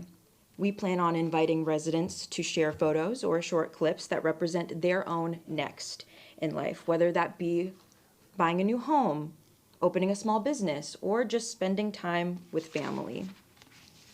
Residents can also use the hashtag #CelebrateWhat'sNext so we can track these submissions. To bring this campaign off screen even further and into the community, we'll create opportunities such as these. We plan on making photo frames and signage for events where residents can take pictures. They share them, we share them, creating a visual thread of community spirit. We also plan on doing resident interviews. At select events, we'll ask attendees, what is your next? Or what's next for you? Highlighting the voices behind this campaign. Along with this, we would like to do a rollout of merchandise. Here are some mock-ups of those that can serve as conversation starters and visible signs of community spirit. Merch will be available at community events and tabling opportunities such as the Temple Terrace Uptown Business Expo on March 2nd. They will also be used for giveaways, contests, and employee engagement. So what is our goal here? Because it is not just about gaining more social media followers. First is modern communication. We want clean graphics, unified branding, and using language that tells our story with clarity and confidence. Second, we want our residents to be curious about what's happening, what's changing, and what's possible, leading to more engagement overall. We want them to talk about it with their friends and family, because curiosity drives connection, and connection drives community, which leads me to the third point, which is connection in our city. Temple Terrace is special, and this campaign gives us a way to spotlight that. Our goal is to see a 10 to 15% increase in engagement tied to campaign promotion, and an overall increase in positive sentiment with words like community and connection showing up more in our feedback. Once our community embraces this campaign, we want to shift towards regional recognition. This means using refreshed campaign branding and economic development materials, business recruitment, and city outreach. Our goal is to establish Temple Terrace as a vibrant, forward-thinking community, one to watch in the Tampa Bay area. Thank you, and I'm available for any questions. Wow. Council member questions? You guys rock, man. I got one question. Maria, Travis, Mary, Brian back there in the booth, you guys are awesome, man. This is really, really good work, in my opinion. Councilmember Kravitz. Yeah, great. You're very good at public speaking, by the way. Thank you. Very much. I'm just curious, resident outreach, really good. How many residents have you shown this to, and what was their response? We have not shown this to any residents yet. We wanted to get council feedback first before we moved forward with anything yet. Got it. That's all. Thank you. Awesome. It's just my opinion. You guys are awesome. That's good. Yeah, this is really exciting stuff. And Travis, you made the logo? Yes, sir, I did. Come on up. That's awesome. So how did you, I mean, I guess that's done on a computer. Back in my day, we'd draw it. But so tell us about that. Where'd you get the idea for that? Really, it's just, I'm the type of person where I'll start with kind of an idea of what Temple Terrace is about. Really, the Temple Orange is the starting point, and then just trying to think of how can that be more versatile? How can that speak to what the city is, what the city can be, and yeah, it's kind of weird to describe my process, honestly, because I just kind of work through it. So you're interning with us, right? That is correct. When does your internship end? Currently, I'm set about a 6-month internship. I started in July, so I'd figure about January. And when you're USF? No, I went to HCC. Actually graduated and then started this internship, so. Okay. Very good. And so who had the idea to celebrate what's next? Whose idea was that? That was yours? That's good. That's awesome work. Awesome work. Thank you very much for that. Thank you, Brian. We know you're part of the team too, so good. Thank you. Thank you. Mr. Nazario, back to you. That's it for city manager business. Mr. Mueller, city attorney's report. Actually have a couple of lien reductions to report to you. Property 6006 Soaring Avenue, they were found in violation of failure to have a sanitation account. The residents were, or the property owners were taking the trash out to the street. We were picking it up, but the property owners never opened an account, and there became delinquent charges. The code board, the MCEB, heard the case and imposed a $25 a day fine that would start on January 1 of 2024 and continue to accrue until the account was opened and delinquent charges were paid. The account was finally opened on August 9th, 2024, at which time the lien had accrued to $5,525. Subsequently, the property went into foreclosure, but the property owner sold via a short sale, so our lien survived. So when they, during that short sale, they asked for a lien reduction. And again, had accrued to $5,525. The lien was reduced to $1,000 plus the cost of $140. So $1,140 was collected on that. Did they pay for the delinquent garbage Yes, pickup? they couldn't, that was a requirement for compliance. The other one was 104 Holland Avenue. In 2017, the elderly property owners were found in violation of having an inoperable motor vehicle in their driveway. The board imposed and this was in 2017, the board imposed a $50 a day fine, and the inoperable vehicle remained in the driveway until earlier this year, when the property owner's children came to care for those parents and they learned about the lien. By that time, the lien had accumulated to $138,850. The family acted immediately by correcting the violation, along with taking care of a lot of other maintenance issues on the property. So in light of all the circumstances, the elderly couple, the medical issues, this lien was also reduced to $1,000 plus city costs of $140 for a total of $1,140, which has been collected. Thank you, Mr. Mueller. Questions for Mr. Mueller? Thank you very much. Is there any other business to come before the council tonight? Mr. Chair. Yes, Councilman. I have one more item, and everyone here can vote for it because it's not from me. So this is from the Bicycle and Pedestrian Advisory Committee, and they've made a request to meet monthly instead of bi-monthly, with meetings on the third Thursday of those months, and that would be beginning in January, because they would like to do more work for us for free. And I think they've done a really good job. I'm their liaison, get along very well with all of them, excellent people. And what they're offering here is to meet more often and spend more time trying to solve our problems. So What do they make quarterly now? Is that they meet once every 2 months. 2 months? So therefore, I would like to move to direct staff to prepare a resolution to allow the Bicycle and Pedestrian Advisory Committee to meet monthly with an effective date of January 2026, and to bring the resolution to the City Council within the next 3 months. Second. Discussion? All those in favor say aye. Aye. Opposed? No nays? Okay. Any other business to come before the council? No, we will stand adjourned. Run, run, run. Run, run, run.